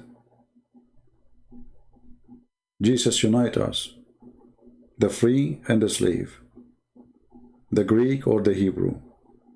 All of us, we are one, which means the one who is a slave. You know, you need to understand the verse in the time of the verse. At the time of the verse, if somebody is a Roman, he is the highest. That's it, is like he is the master. So when you say that the Greek or the Roman is the same as a slave, that is a big, big deal. There's no free, there's no slave, there's no Greek, there's no Hebrew. For all is one by Jesus. So with Jesus, we break slavery, we break the chain. With Jesus, we break racism. We break hatred. With Jesus, when I see a black person, I see my brother in Christ. I don't see a black person. He don't see me as a white person. He see me as a brother. With Jesus, I love the Asian, and the Asian, they love me. I don't feel a stranger, and they will not feel strangers too. That is with Jesus. So even if I live in the time of slavery, if I am a Christian, my slave is my brother. But I am a society, maybe I bought the slaves to free him, or to save him from being humiliated and beat him, or etc. But I should not have slaves. Jesus never had slaves. Disciple never had one. If you read the story of Christ, you will find that he owned nothing. Where was his house? What his property? How many horses he have? How many slaves or servants? None, zero. Nothing, he had nothing. And you know, if you think about it,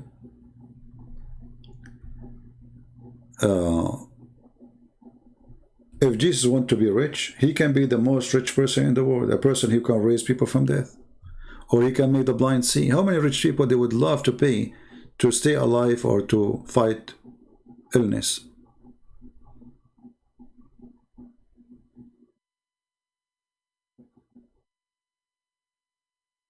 Look what Mohammed said. He said, just to show you the stupidity.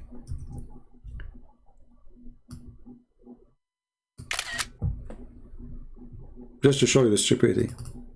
Muhammad he said, oh, you have to understand the time of the verse, so I did not apply that for the Quran. I applied to the Quran. I just said in the time of the verse, who in the world will say there's no free, there's no slave, when everybody is either a free or a slave? Your prophet in the time of the verse, he said there's a free and there's a slave. And he made more slaves. And he did not make them equal. Your God, he says, is the one who knows equal to the one who knows not. And who is the one who knows? The Muslims. Who is the one who knows not? Non-Muslims. Isn't it the Quran says that we the Christians and Muslims and Jews and Hindus, we are equal to animals? See, we understand the time of the verse. Before Islam, Arab don't say the one who don't believe in their religion, you are an animal. According to your religion, according to your books, there was a 365 gods around the Kaaba, which means in one small town, 365 religion. Still nobody says to the other one, you are animal. And all they gather together and nobody kill anyone. Do you see, guys, what Islam he did? The Muslims themselves agree that around the Kaaba was hundreds of idols. And all of them, each one of them, he chose whatever idol he worshiped. Nobody kill anyone. Nobody look down at anyone. Nobody think that if you worship this God, you are a donkey or a fool. Everybody do what he want. Islam came, the white supremacist cult, and then they start forcing themselves above everybody.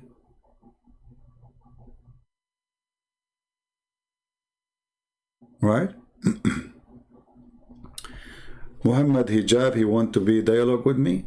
He don't dare. Let him call me. Don't he do ambush to apostate prophet? Ambush me. Call me, surprise me. I called him last time. The coward, he hung up on me 7 times in less than 5 minutes. He did not even let me talk. Yet we destroyed him. He is the one who made a video saying, Christian Prince, you have finished, boy. Why? Because I said to a Muslim woman, suckle me. I was quoting your prophet. And he said, you said that to her. I said, yeah, I was quoting your filthy prophet. And then not even 2 months after, the filthy coward, he himself, he said to Muslim women, suckle me. He said to a Muslim woman, she is the wife of a sheikh, not only a Muslim woman. So they made a drama because a Muslim woman, she called me and she was saying filthy words about Jesus. That Jesus, he did something sexual with his mother. I said to her, in fact, it have to do with the breast of Mary. I said, in fact, it is your prophet, filthy prophet, who said to you to suckle me. They cut that part, they play it, and they try to frame me. And here we go, look at them. They are the one who go around saying to Muslim women and Muslim sheikh, can I suck your wife tits? This is how trashy they are. However, I have no problem. He can call me. He's welcome. We need a laugh. Do they dare? They don't dare. They don't even dare.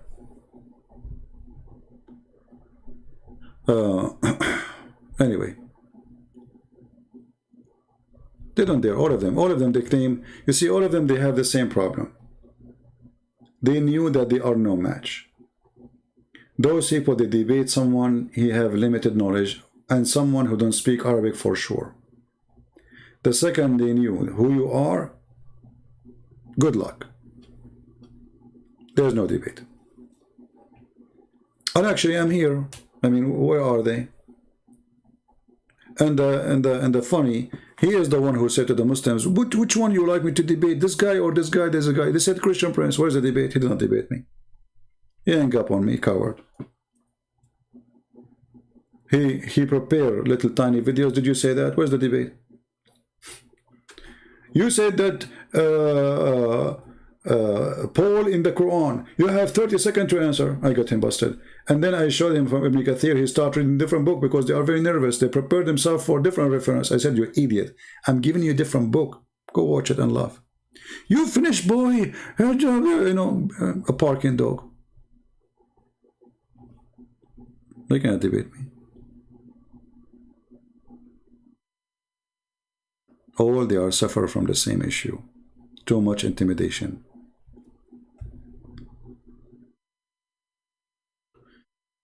Paul from the New Testament book is evident that Jesus is not God. Well, Paul in the New Testament, he said that Jesus is God, and the Quran confirmed that, because the Quran confirmed that Paul is a messenger of God.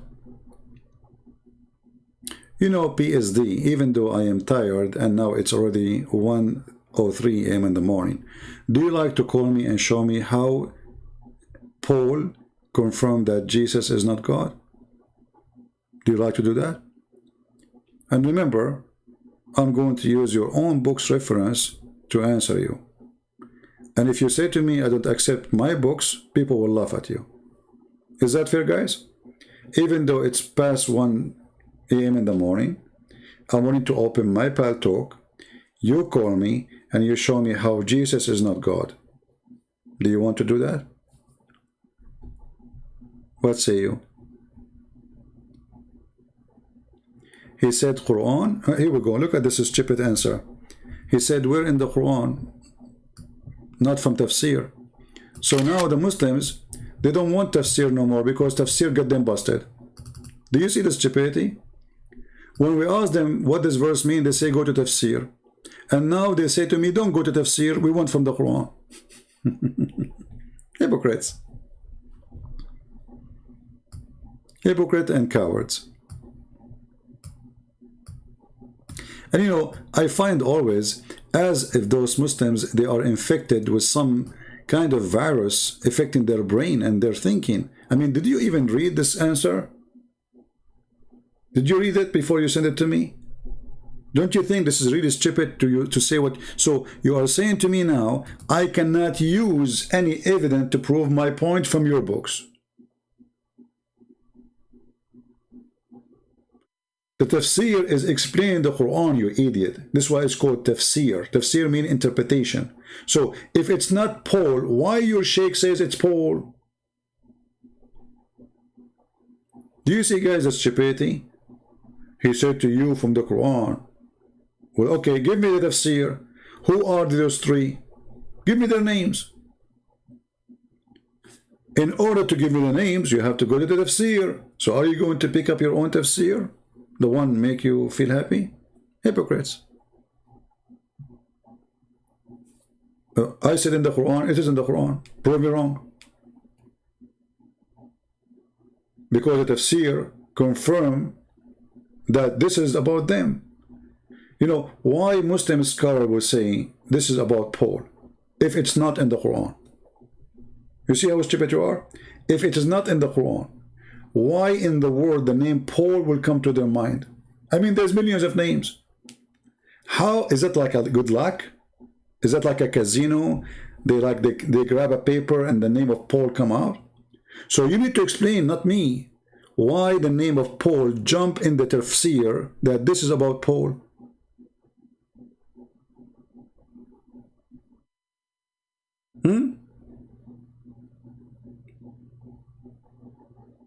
Where in the Quran it says that Jibreel is the Holy Spirit? Nowhere. You said to me it's a conclusion, right? Where in the Quran it says you pray 5 times? Where in the Quran it says there is no muta no more? So here you see the hypocrisy. And you know, in a debate, imagine you show me a verse from the Bible, it says something and I say I deny it. Isn't it tafsir? Is your official books too?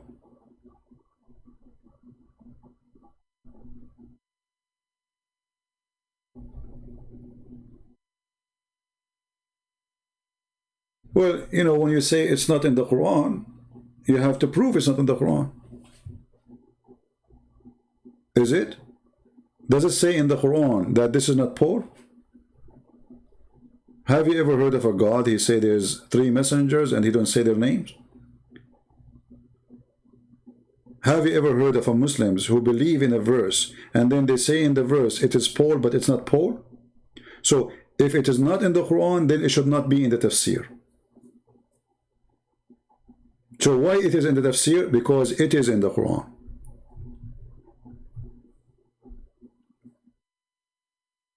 Why, if somebody he use olive oil to burn his candle, why you say gas if it is not olive oil?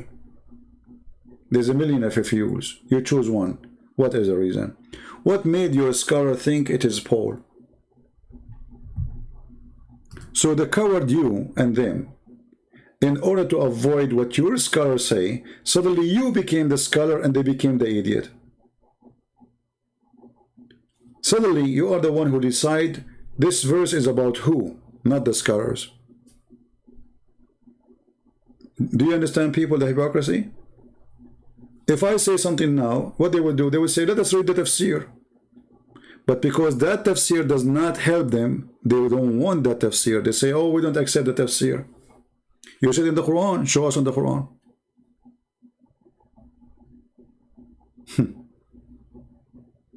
Very coward behavior. Very extremely.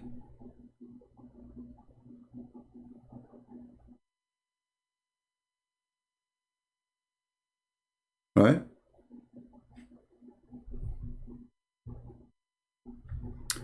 Talking about the sheep and Jan. Okay, don't block him, please. Let me show you how stupid you are again. An African person who worshipped the white man Muhammad, who said that black people will go to hell. Let us look at this. He keep calling us sheep, right? Well, sheep is symbolic of decency and not being evil. But we are no sheep. And the proof, we defeated you many times. And you are the sheep. If you don't believe me, open your TV and watch Jerusalem. We took Jerusalem from you because all of you became a bunch of sheep. And we are now in Saudi Arabia because you need the protection from us, you sheep. And we are in the Qatar because you became a sheep. And we are in Turkey because you are a sheep. And we are in Afghanistan because you are a sheep. And you are talking about sheep and wolves. And by the way, we are not bad still. We are still protecting you in those countries. Not to forget Iraq and Syria and etc. Now let's go to the sheep. This is your prophet speaking about a prophet who have sex with sheep. Now if we ask what's his name? Muhammad Said. Muhammad Said, when the Quran say 99 sheep, who is the sheep? Are they human or they are goats for real?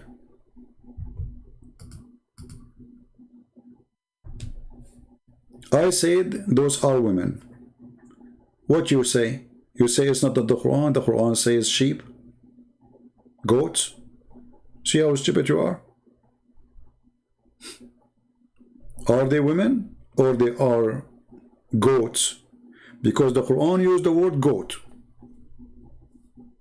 And you are the one who said, if it's not in the Quran, then we don't accept it. Okay, the Quran says goat. So who is this messenger of Allah who had sex with 99 goats?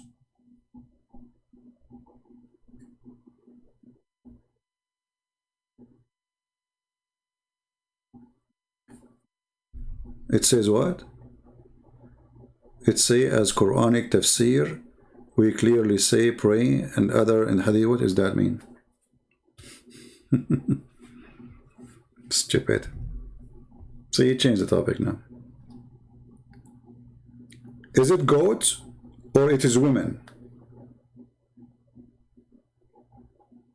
Are you going to say to me now it's not in the Quran, the word women?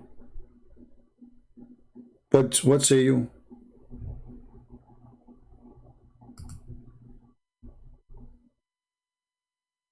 Cowards. Cowards and hypocrites. They deny their own books, they deny their prophet, like this Uthman. They show him the hadith, he said it's weak, when the hadith is not.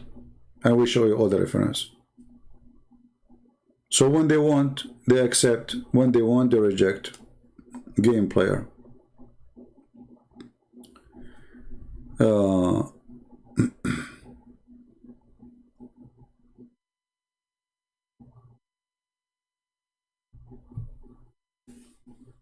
You are so read in theology, it's an absolute to watch you go. I'm not sure what do you mean, my friend. Anyway, you see, there's things you Muslim you can't explain. So when you say Christian Prince, he lie, and it doesn't say Paul in the Quran, that's mean Ibn Kathir he lie, At-Tabari he lie, Al-Qurtubi he lie, and all the tafsir who says it is about Paul, they lie too. Because as you said, it's not in the Quran then. So your argument is very funny, very stupid. It's against you. What make a Christian Prince thinks it is about Paul? He was imagining? No, I did read your books. It says, clear words, Paul. Yeah. Why you put it there? So this is what happened when you speak to Abdul. If you read their books and you say, okay, I accept what is in the book, they say, we don't accept the book no more. You see their cowardness?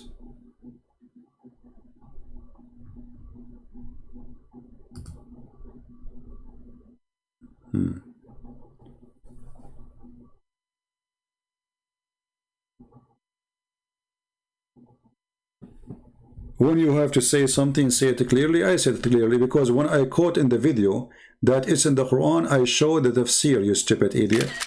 You are cutting off my video. You are a donkey like your prophet. You have no dignity. If you watch all the videos, I said, Paul in the Quran, I opened the tafsir and I show them. I did not say, I did not insert the word Paul there. So it is you who is hypocrite, stupid like your prophet. Because never I did prove that Paul is there without opening the tafsir. And because now you have a problem, you say, oh, I am stuck with the Quran. It's not in the Quran. It doesn't say that in the... Because you are a donkey hypocrite. We laugh at you. Hypocrites. Cowards. Mut'ah followers. Black stone kissers. If I ask you now, is kissing black stone in the Quran? You will say no. Oh, that's mean Christian Prince, he lie. If he say, kiss black stone in the Quran. Well, it doesn't say in the Quran, kiss black stone. No, it says that. Isn't it saying in the Quran, obey Allah and the Messenger? Okay. And the Messenger says, and he did kiss the black stone? Okay. So it is in the Quran. Because from the Quran, you got your order to do what Muhammad asked you to do. So nowhere in the Quran it says kiss a black stone, but in the Quran it says to follow blindly the idol worshipper Muhammad. Because why you do what Muhammad do? Because the Quran ordered you. If not the Quran saying to you, obey the Messenger of Allah, those who obey the Messenger of Allah, they obey Allah. You will not do that.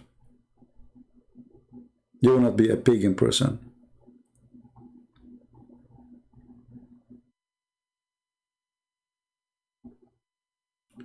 When we showed the reference about da'if and sahih, why the Muslim they choose da'if when there's many references strong? Because simply the game is the following. I'm not going to be honest. I'm going to try to win an argument. They have no honesty. They don't. They never have one. They have a religion. It says you can lie. Chapter 3 verse 28. It's halal. You see, when Shia and Sunni they speak to each other, they says, okay, let's put the taqiyya in the side for a second. Go watch their debate. Can we stop using taqiyya for a 5 minute? They say that to each other. Can we stop using taqiyya? That's what you do.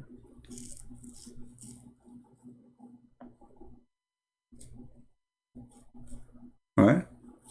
And the funny, they say, they use the word hypocrite. Isn't it your prophet, he taught you in the Quran to be hypocrite? And this is the word taqiyya. So how you Muslims, you call everybody hypocrite when hypocrisy is a very well-known practice in Islam? It's a must.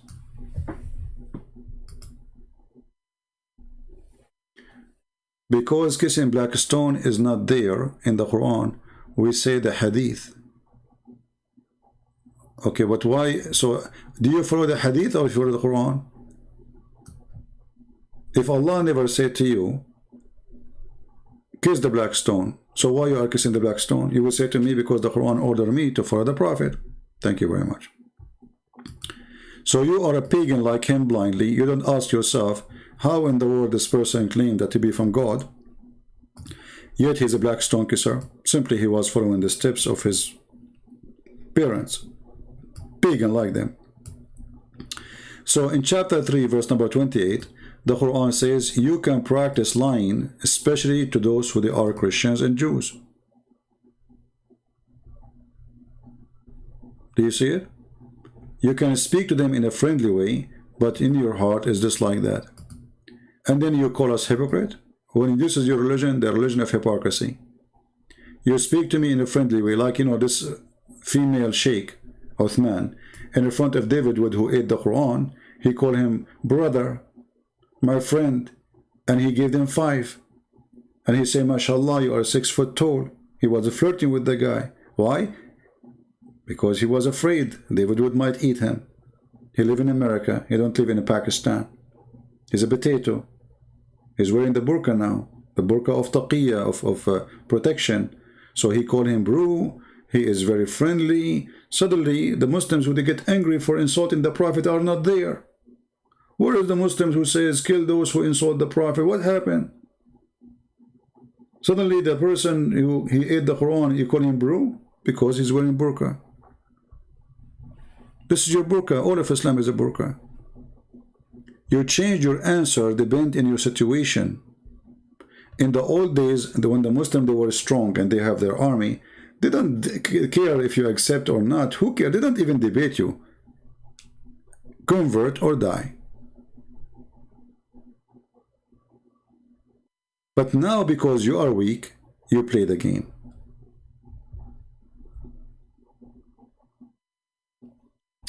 Well, you can say whatever you want. People are laughing. It is in the Quran, still in the Quran, because it's the Quran says 3 messengers, and the tafsir says who they are. So the Quran speak about them, yes. And in the same time here, we need to mention that your stupid God, he mentioned 3 messengers, but he failed to mention who they are. Why he's talking about them then? And let me ask you, why there are 3 messengers?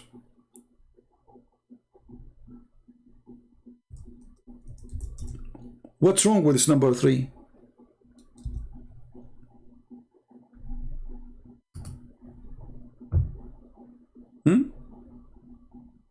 What's wrong with this number 3? And who is the one who can resurrect people from death? Those are the disciples of Jesus.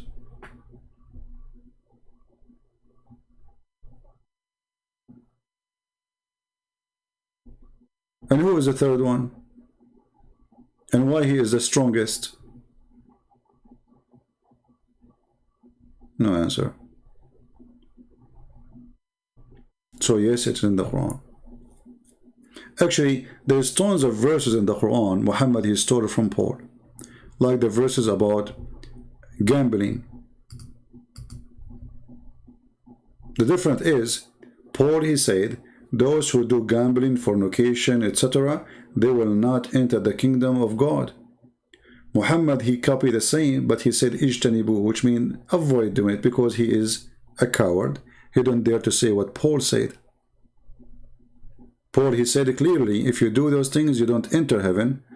Muhammad, he said ijtanibu, which means avoid it.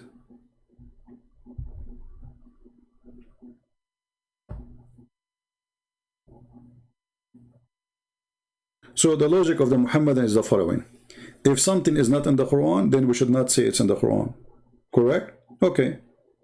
Stoning to death, is it in the Quran? Breastfeeding for adult 10, is it in the Quran? It is in the Quran. Where we can find it? See the hypocrisy? It is in the Quran. Ask any Muslim. The verse of stoning to death, is it Quran? They say yes. Okay, where it is? And now what you will say? You will say the goat ate it? Very embarrassing. Don't go there. So what is in the Quran obviously is a stupid. This is a stupid book. And because it's a stupid book, you need the books to complete what is missing in the Quran. It's called tafsir. You see, if this book is clear, then the tafsir, there's no point of it. Correct, people? Tafsir, especially when tafsir start guessing. Like now the Muslims, they say, well, not all scholars, they say this is Paul. Okay, that's mean you Muslims are guessing what kind of religion this religion is, and what kind of God this God is, and why you are guessing. That's mean Allah did not make it clear. How will we learn about those three messengers where they are? He did not say the name of the city. He did not say the language they speak. All what he said, they are three messengers, and they can resurrect people from death. What's the point of this story then? Then when we go to the tafsir, we find that those three, they went to a city, it's called Antioch. And all of us, we knew that the first city where the Christians being called the Christians, it was Antioch. Now you need to ask yourself, those who they are close to the time of Muhammad, obviously they heard that from Muhammad. Otherwise, why they will mention it? How it come to their mind that this is Paul? What is the reason?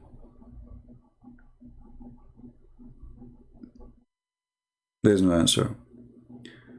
What is your view of the Quran? How do you think it came into being? Do you think Muhammad had anything to do with it? Well, you know, the Quran is not really a book. You see, Muhammad, he came in a time where people, they practice something called sajah. And sajah is the same as like a form of rap songs. But the Arab in the time of Muhammad, they used to have a very strong kind of, let us say, rap. The Quran of Muhammad is very silly, way silly. So there is a guy, his name is Sutayh. And Sutayh was a person who speak to you only by rap, which means you say to him hello, he answer you saying something rap. You say where you going, he answer you, he says to you rap.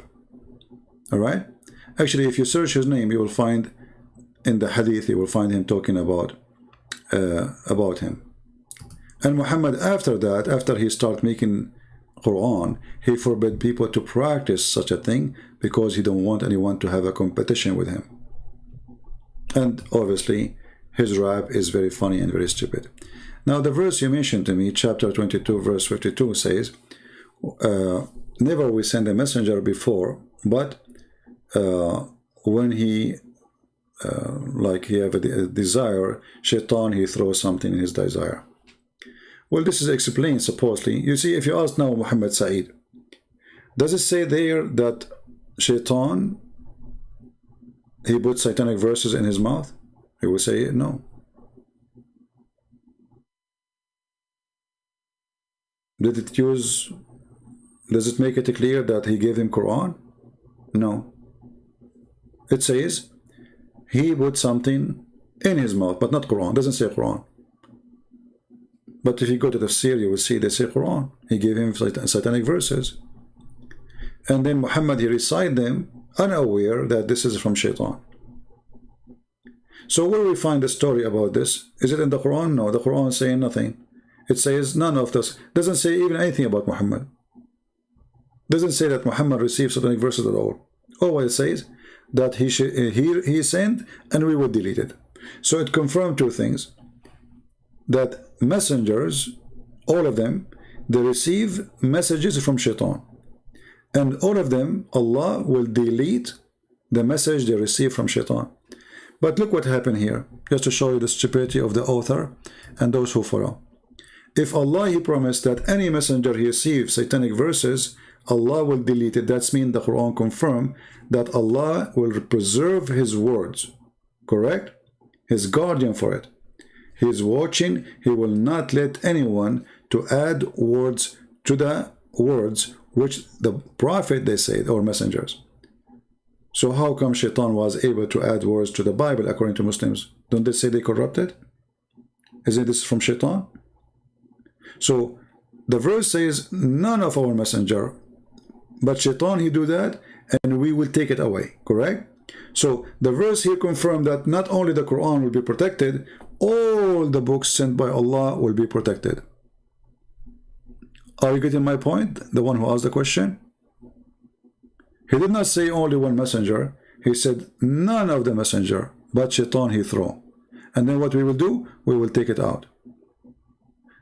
That destroy all the statement of the Muhammadan that only the Quran is protected. Because as you see, the Quran promise that no one can add to my books.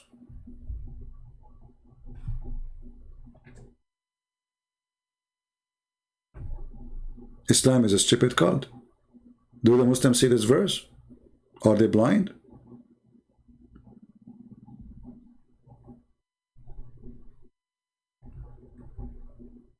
The Bible was not preserved. That's a good thing to say, because that's mean your God is stupid. You see, I want to play the same game with you, Mohammed Said. And then people, they will decide who is the donkey here. If the Bible is not preserved, is that in the Quran or in the Hadith or in the Tafsir? Or you are a donkey? Remember, when I said to you that Paul is in the Quran, you said, I lied. It's not there because it's in Tafsir. Okay. Is the Bible corrupt in the Quran or out of the Quran? The Quran says Allah He confirm what is between their hands.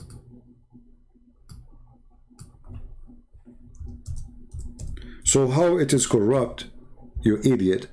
And then the Quran says مصدقا لما معه.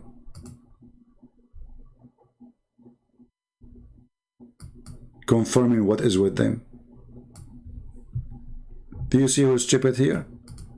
You are stupid like your prophet. So the Quran confirm what is with them, and you idiot says it is corrupted, and you know that? That's mean you are accusing your prophet to be a fraud. Because you know that it's corrupt, right? You just what you said to me. But the Quran says we know that it is not, and we confirm it. So who's the donkey here?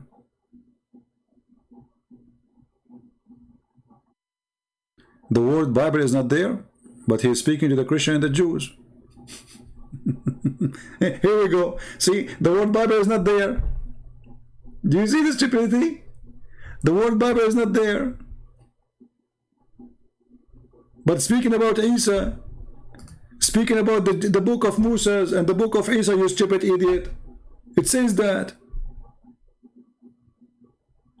And we gave Moses the book. Okay, what is the book of Moses? Obviously, it's not the Bible. It was Mickey Mouse, maybe. So it doesn't say Torah. It says the book of Moses. So what the book of Moses is? Stupid. And we give the book to Jesus. Okay, what is the book of Jesus? Get out of here, son of Muta. Get out of here. You're a donkey. I just wasting my time with him. Don't ever come here. Anytime, admins, you see this guy, come in here, block him. You see the cowards? And now if we open the tafsir, it's going to say he's talking about the Christian and the Jews, and the book of the Christian and the book of the Jews. Coward. Which books the God of Islam confirm they came before him? Give me the names. Do you have names? The Quran mentioned the Torah, the Zabur, and the Injil. Donkey. Stupid. Who is the ones they were around Muhammad and he is saying, I confirm what is with you? There was Hindu there? Do you see they are very, I mean, they are, not all the Muslims, but this kind of people, they are disgusting. They are willing to go so far in their hypocrisy and games. It doesn't say Bible. The book of Moses. What is the book of Moses? What is the book of Jesus? Why he's talking about Jesus? And then right away he says, and we confirm what is with you. And which book Islam believe in? Sent by Allah before Muhammad. And who is the one who was around him who will have a book? And which one? The people, the Quran called them the people of the book. And then he says, this is not the book of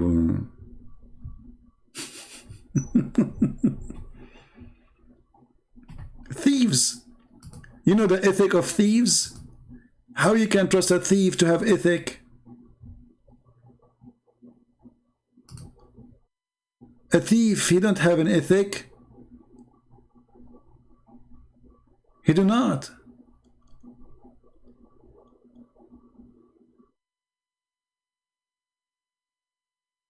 Confirming what is with them. Speaking to, and then right away he says, and Moses came to you with the proof. Obviously those are not the Jews, they are Hindus. No dignity, no honor. Following the devil is the way.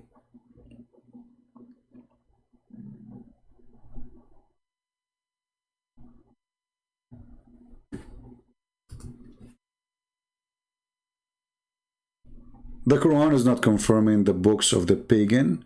The Quran is confirming the books of the Christians and the Jews, and he named them by name.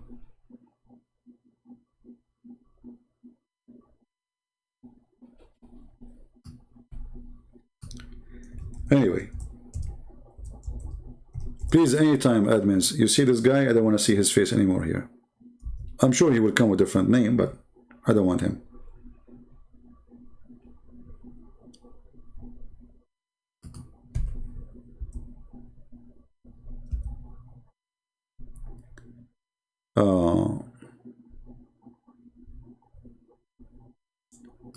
He sent the book down مصدقا لما بين يديه وأنزل التوراة والإنجيل. He sent down the book approving what is between his hand, and he sent the Torah and the Injil. What you will say now? He did not say the word Torah and Injil? The same, this is chapter 3 verse 33, and this is chapter 5 verse number 46. The same story. And after them we send Isa, the son of Mary, approving what they're between their hands from the Torah. So Isa, he approved the Torah. Muhammad, he approved the Injil and the Torah. The Quran says that. And then he says to you, it doesn't say that. Liars. You see, you notice always that when we are debating Muhammadan, we are not debating Muhammadan. We are trying to corner their lies. You know what I mean? There's no debate in the debate. Because honesty is not there. When you want to debate somebody, you have to be at least honest. Tell you about what his belief says with the clear words. That's it. I believe in this. You see, when somebody says to me, what do you think about science and the Bible? I laugh. I said, we don't believe in science in order to believe in the Bible.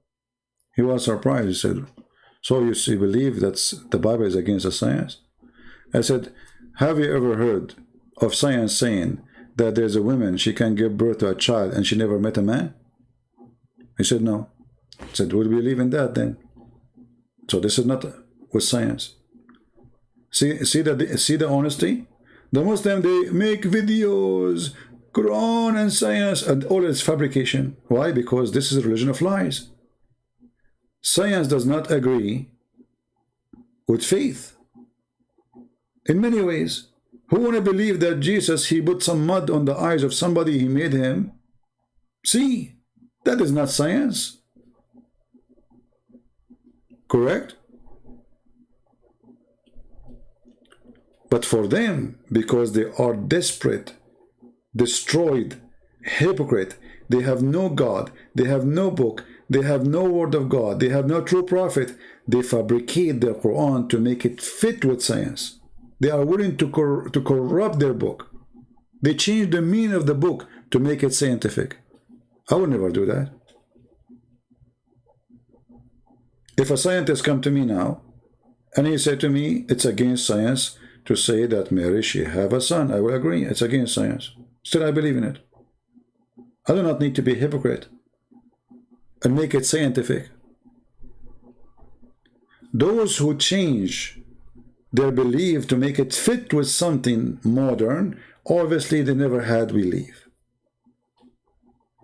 This is my belief. You like it, don't like it. Okay. You believe in science, go worship science. I believe in this book. Oh, you believe that Jesus, he made a few fish and bread, he feed thousands of people? Yes, I believe. But this is not scientific. I agree, it's not. Who said it is? We never say it is. That's why we call it miracle.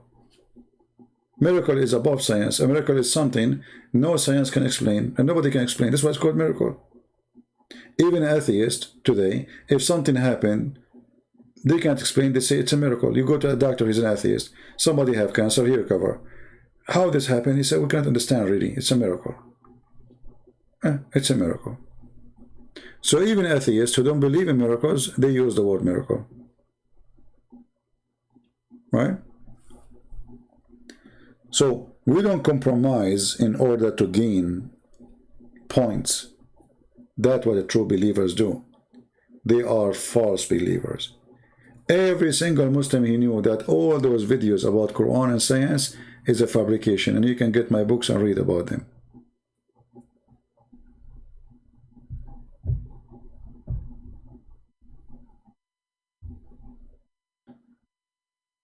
Well, this question before Abraham was I am. It's very complicated, you know. This is above the grade of Muslim to ask it. That's what makes them dizzy. But it's a good question. Because if the Quran was not created, was the Bible not created too? Was the Torah not created too? And if it's not created, how you can destroy what is not created, which is always exist? Is it in the tablet? Or only Allah he wrote that? So, you know, those questions will make them dizzy. They are tough questions for those people. And why does God, he want to make some books preserved and some books don't preserve? I mean, this is stupid, isn't it? The word of God is equal to the word of God. Right? Word of God should be equal. Because it is his word. But obviously the word of God is not the word of God, because if the Quran is created by Allah, so how this is his book? Imagine if the book I wrote, it's not me who wrote it. So how it is my book? You get my point? So the Muslims agree that Allah did not make the book, did not make the Quran. So the Quran belongs to whom? It's not created by Allah. If Allah just recite the book, well, I recite the book too. Does not make me the owner. If Allah have access to the book, and then he recite the book, and then he send it to Muhammad, that means every word there is not the word of Allah, it's the word of somebody else. Now you need to tell me the word of who. But anyway, for me, I don't focus on those things much, because those things, they can play games with it forever. So I focus on something very clear to explain that Muhammad is a fraud. You know, like the Quran says, if this is a book other than Allah, or made by other than Allah, then you will find another contradiction. That's wonderful. So when the Quran says in one verse, Allah created the mountains first, and then the stars, and then different chapter says the opposite, it's a clear evidence that the Quran is false. You see, always I avoid anything can come with philosophy, because it's an endless discussion and useless, especially you are talking to a liar. See, when we show them their tafsir, did you notice what happened? We show them from tafsir, it says this is Paul. They accuse me of lying because I said it's in the Quran. It says that Paul is a messenger of Allah, according to the Quran. Why I'm lying? Because it is in the tafsir. But, okay, hold on. This tafsir means interpretation, explanation for the verse. So, if it is not there that Paul is a messenger of God, why in the explanation it says it is about him? And then how I can be a liar? Can you believe it? So they accuse you of lying for reading what they wrote. They say it is Paul. That verse is about Paul. If you say Paul in the Quran, you lie. See the hypocrisy?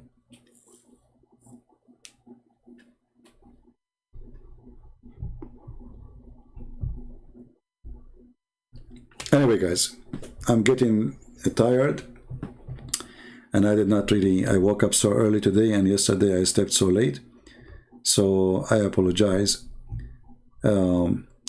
Which tafsir for what? It was for this 38:23. I don't understand what you are saying, because you're adding. And for, ask me this question maybe next time. I'm really tired for now, and it's better for me to go. My eyes is coming down, the battery is almost up, because yesterday I stayed so late. You remember I went so, like I finished with you, I don't know how many hours I was here, and then I did not sleep right away, and then I woke up so early, so I did not maybe have enough, maybe 3 hours or 4 hours maximum of sleep today. But anyway, it's always joy to serve the Lord and to serve the people and to share the truth. You know, this is what I do is very tiring, because you are always angry. You know, people make you angry. There's nothing fun in it. But in the same time, I really always feel very satisfied, because I feel how much people need to know. You know, it's like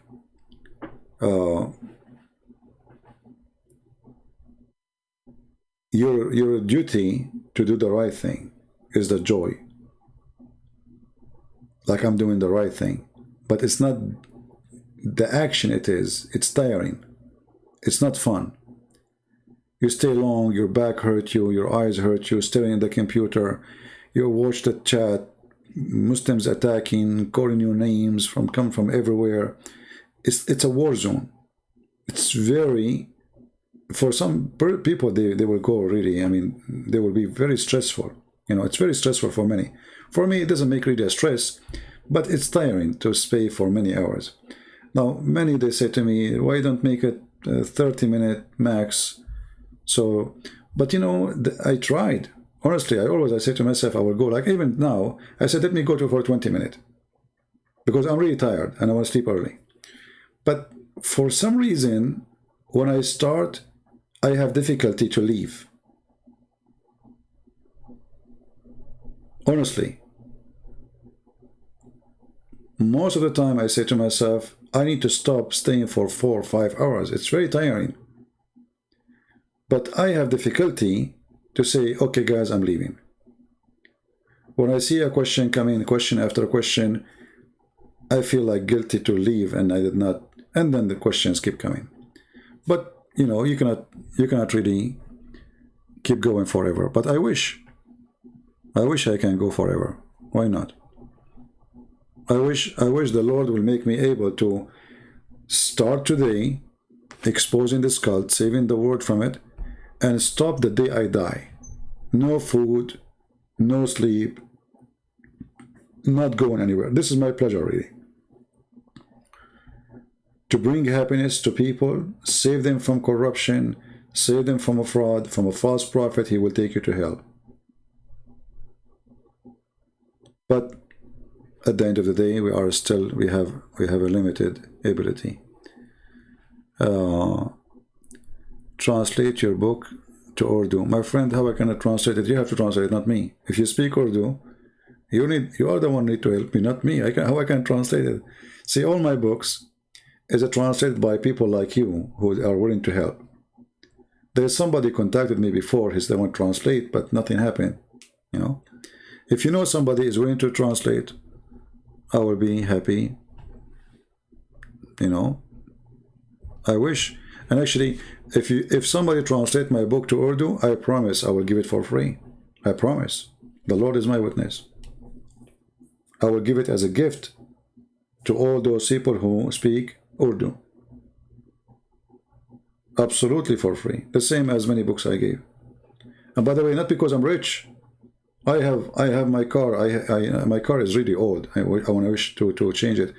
But for me, it's way more important to have my books reach to everybody hand with no limitation. From having a nice car, or it's way more important. Don't think that I'm a person who have the extra money who can throw everywhere. But it's more, in the other day, I received a message from some people who speak Russian. I never met them. I don't know them. I'm not Russian. I don't speak Russian anyway. And they said to me in Paltalk, "Are you Christian Prince?" I said, "Yeah." They said, "Just we want to say thank you for making your book available for free in Russian language." I said, "You're welcome." And the person who was talking, I don't speak Russian, so the name I don't know if it's male or female. And then the person said, you save a member in the family, was thinking to convert to Islam, and the book helped a lot to change the decision. Amazing. I never went there. I don't speak one Russian. The only Russian word I know is specify. That's it. But because somebody helped, and he translated the book, not me. This is his work. That person will get the blessing of saving that person before me. Because if he did not translate the book into Russian, those families will be converting to Islam. Because somebody tried to fool them. So when somebody translate the book, he himself will receive the blessing, not me. Even though I am the one who wrote it, but I wrote it in English. I did not write it in Russian language. So translation from those who do volunteer work is extremely important and extremely blessing for those who do it. Your work will be remembered for a long, long time. Remember, all of us, we will die. You will die. I will die. The Lord, he said, let the dead bury the dead. It's just a matter of time. It's not a matter of if. It's a matter of time. We are dead. All of us. You see those who they are typing and the one is talking, all of us. We are bones already. But there is something will never go bones. Is your work. Especially if it's a book. So, in a million years from now, if the earth did not destroy, maybe in 50 years, still somebody will say, this is a book of a guy, he used to be alive in the year of etc. His name is a Christian Prince. And this is a translation in the Russian language, or Romanian language, or Polish language, or etc. language. You would not put your name there because you don't want to put your name. Same as me, actually, I did not put my name there. I did not put my real name. None of my books have my real name.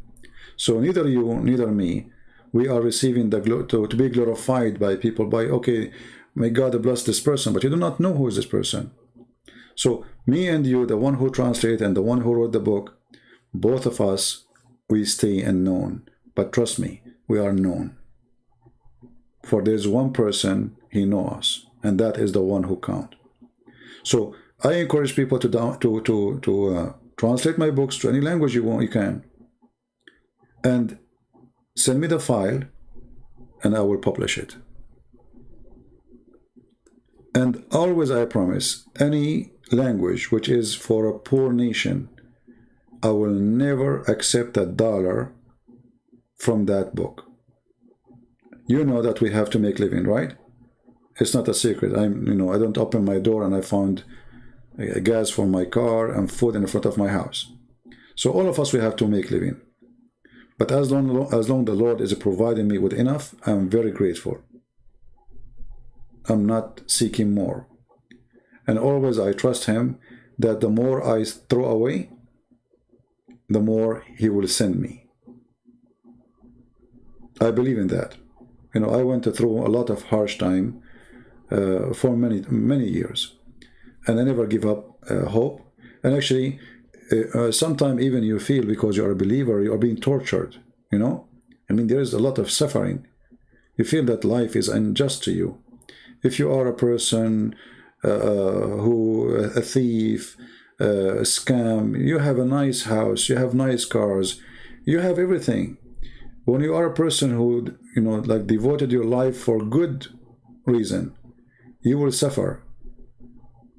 You will be short of money, you will be short of pleasure, you will be short of everything. It's like the whole world is against you, and you will not enjoy watching news, and you will not enjoy what's happening. Like everything hurt you. You open TV, you get hurt. Why? Because you are following the true God. And all the news hurt. Abortion, killing, thieves, atheists. They want to take the word God. They want to take. They want to take now the Mother Day. Even the Mother Day is an enemy for them. Imagine how crazy they are. So, when you are a believer, you don't really enjoy this life much. But there is a special joy which overcomes all of those things. First, you feel that you are accomplishing something. Number one, you are resisting all the temptation around you. Sometimes we fail to resist everything, and this is true. But still, you are resisting. You have the joy of saying, "I'm going to fight back. I'm not going to give up." Other thing, you have the joy, like because of what I do, to see people leaving, changing the religion for the work I do. That is a priceless for me. When you see somebody crying, you know, speaking to you, I have people speak to me in private or even live on air, and then the person starts crying and he accepts the Messiah. It's amazing how it feels. I remember first time a person who accepted the Messiah speaking to me. I cannot even explain to you how I felt. Like after that, it became more normal, you know, like because I have a lot of people, you know, do that. But the first one, it was the best. Like I felt like I'm flying. I'm like, I did it, you know, I made it. It happened. It's like, you know, you are doing fishing and the first fish come after waiting for long. So it was very beautiful. And all the ones come after are very beautiful too. But the first one, it was for sure very, very special occasion. So you feel bad, you feel, you struggle more. There's things you wish to do and you cannot, and people judge you, people hate you, people call you names, even Christians go against you.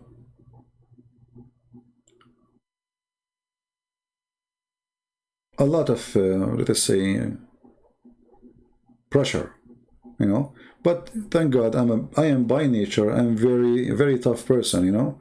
I'm a person, if I am dying, I want to go to the doctor. Maybe you will believe it or not, this is how I am. I can handle pain, and it's okay with me. Very tough on myself. And I believe that when you don't spoil yourself, that is for your benefit. The more suffering happened, the more you are strong. Like, I'm not a person who takes medicine just because I feel a pain. Or you just get sick. Thank God I don't get sick easy. But I resist medicine. I resist totally medicine. I resist to go to doctors. I will go to doctors only if things go so crazy. If it's something I cannot do, you know? I mean, like something you cannot handle no more.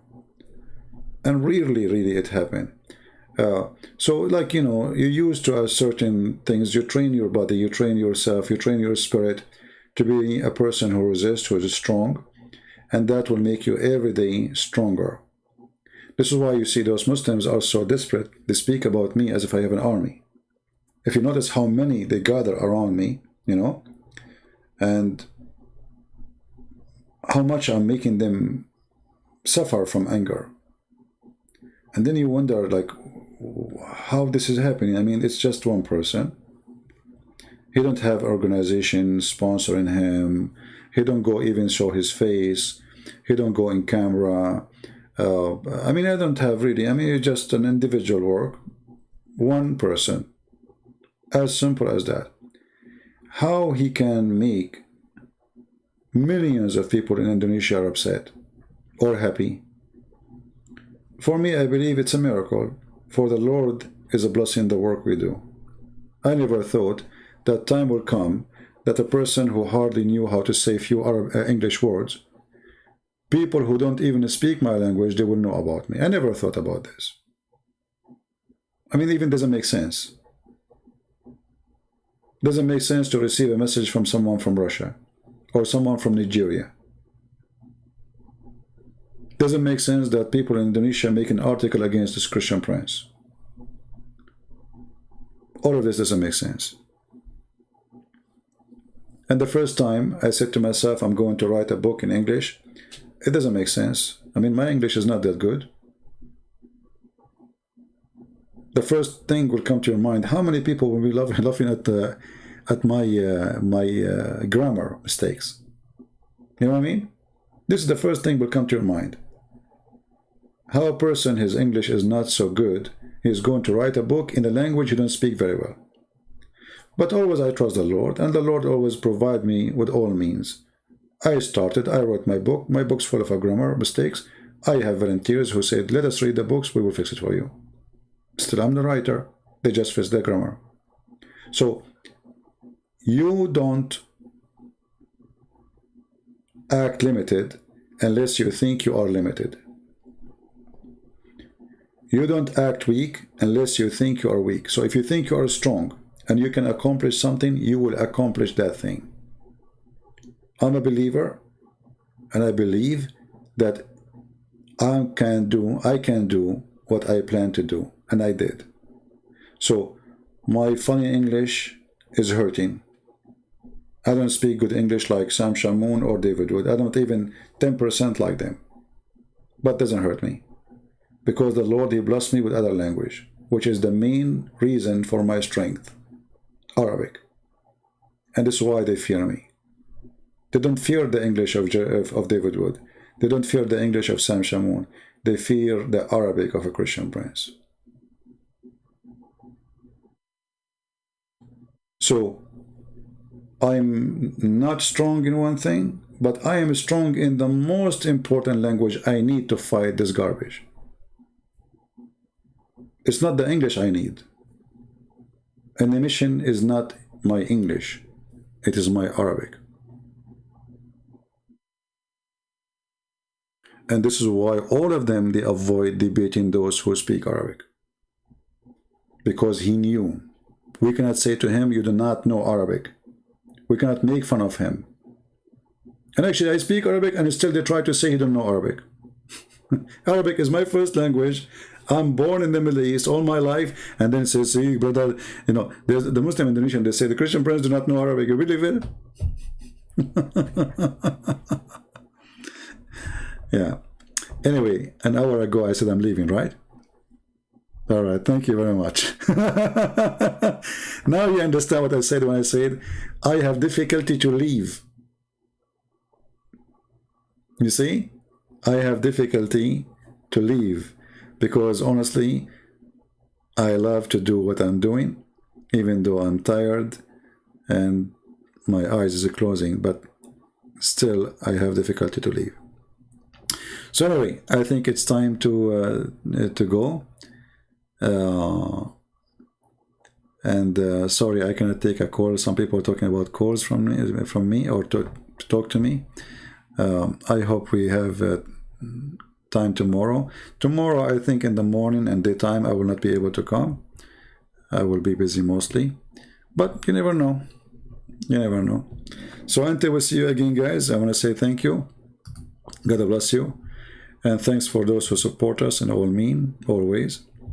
By downloading, translating the videos or the books, or even by donation. We really appreciate you.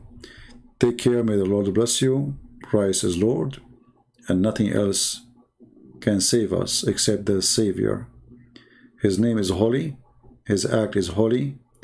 his ethic is high, and it is the most amazing action he did in his life. He is the best example for us, and we are the worst example for us. We are sinners. We cannot be the best example. For the good of a man is the same as a shame of shame. There is no good in a man except that he believe in the Lord and the Savior. And if we have little good, it's just because we feel ashamed compared to what he does and who we are.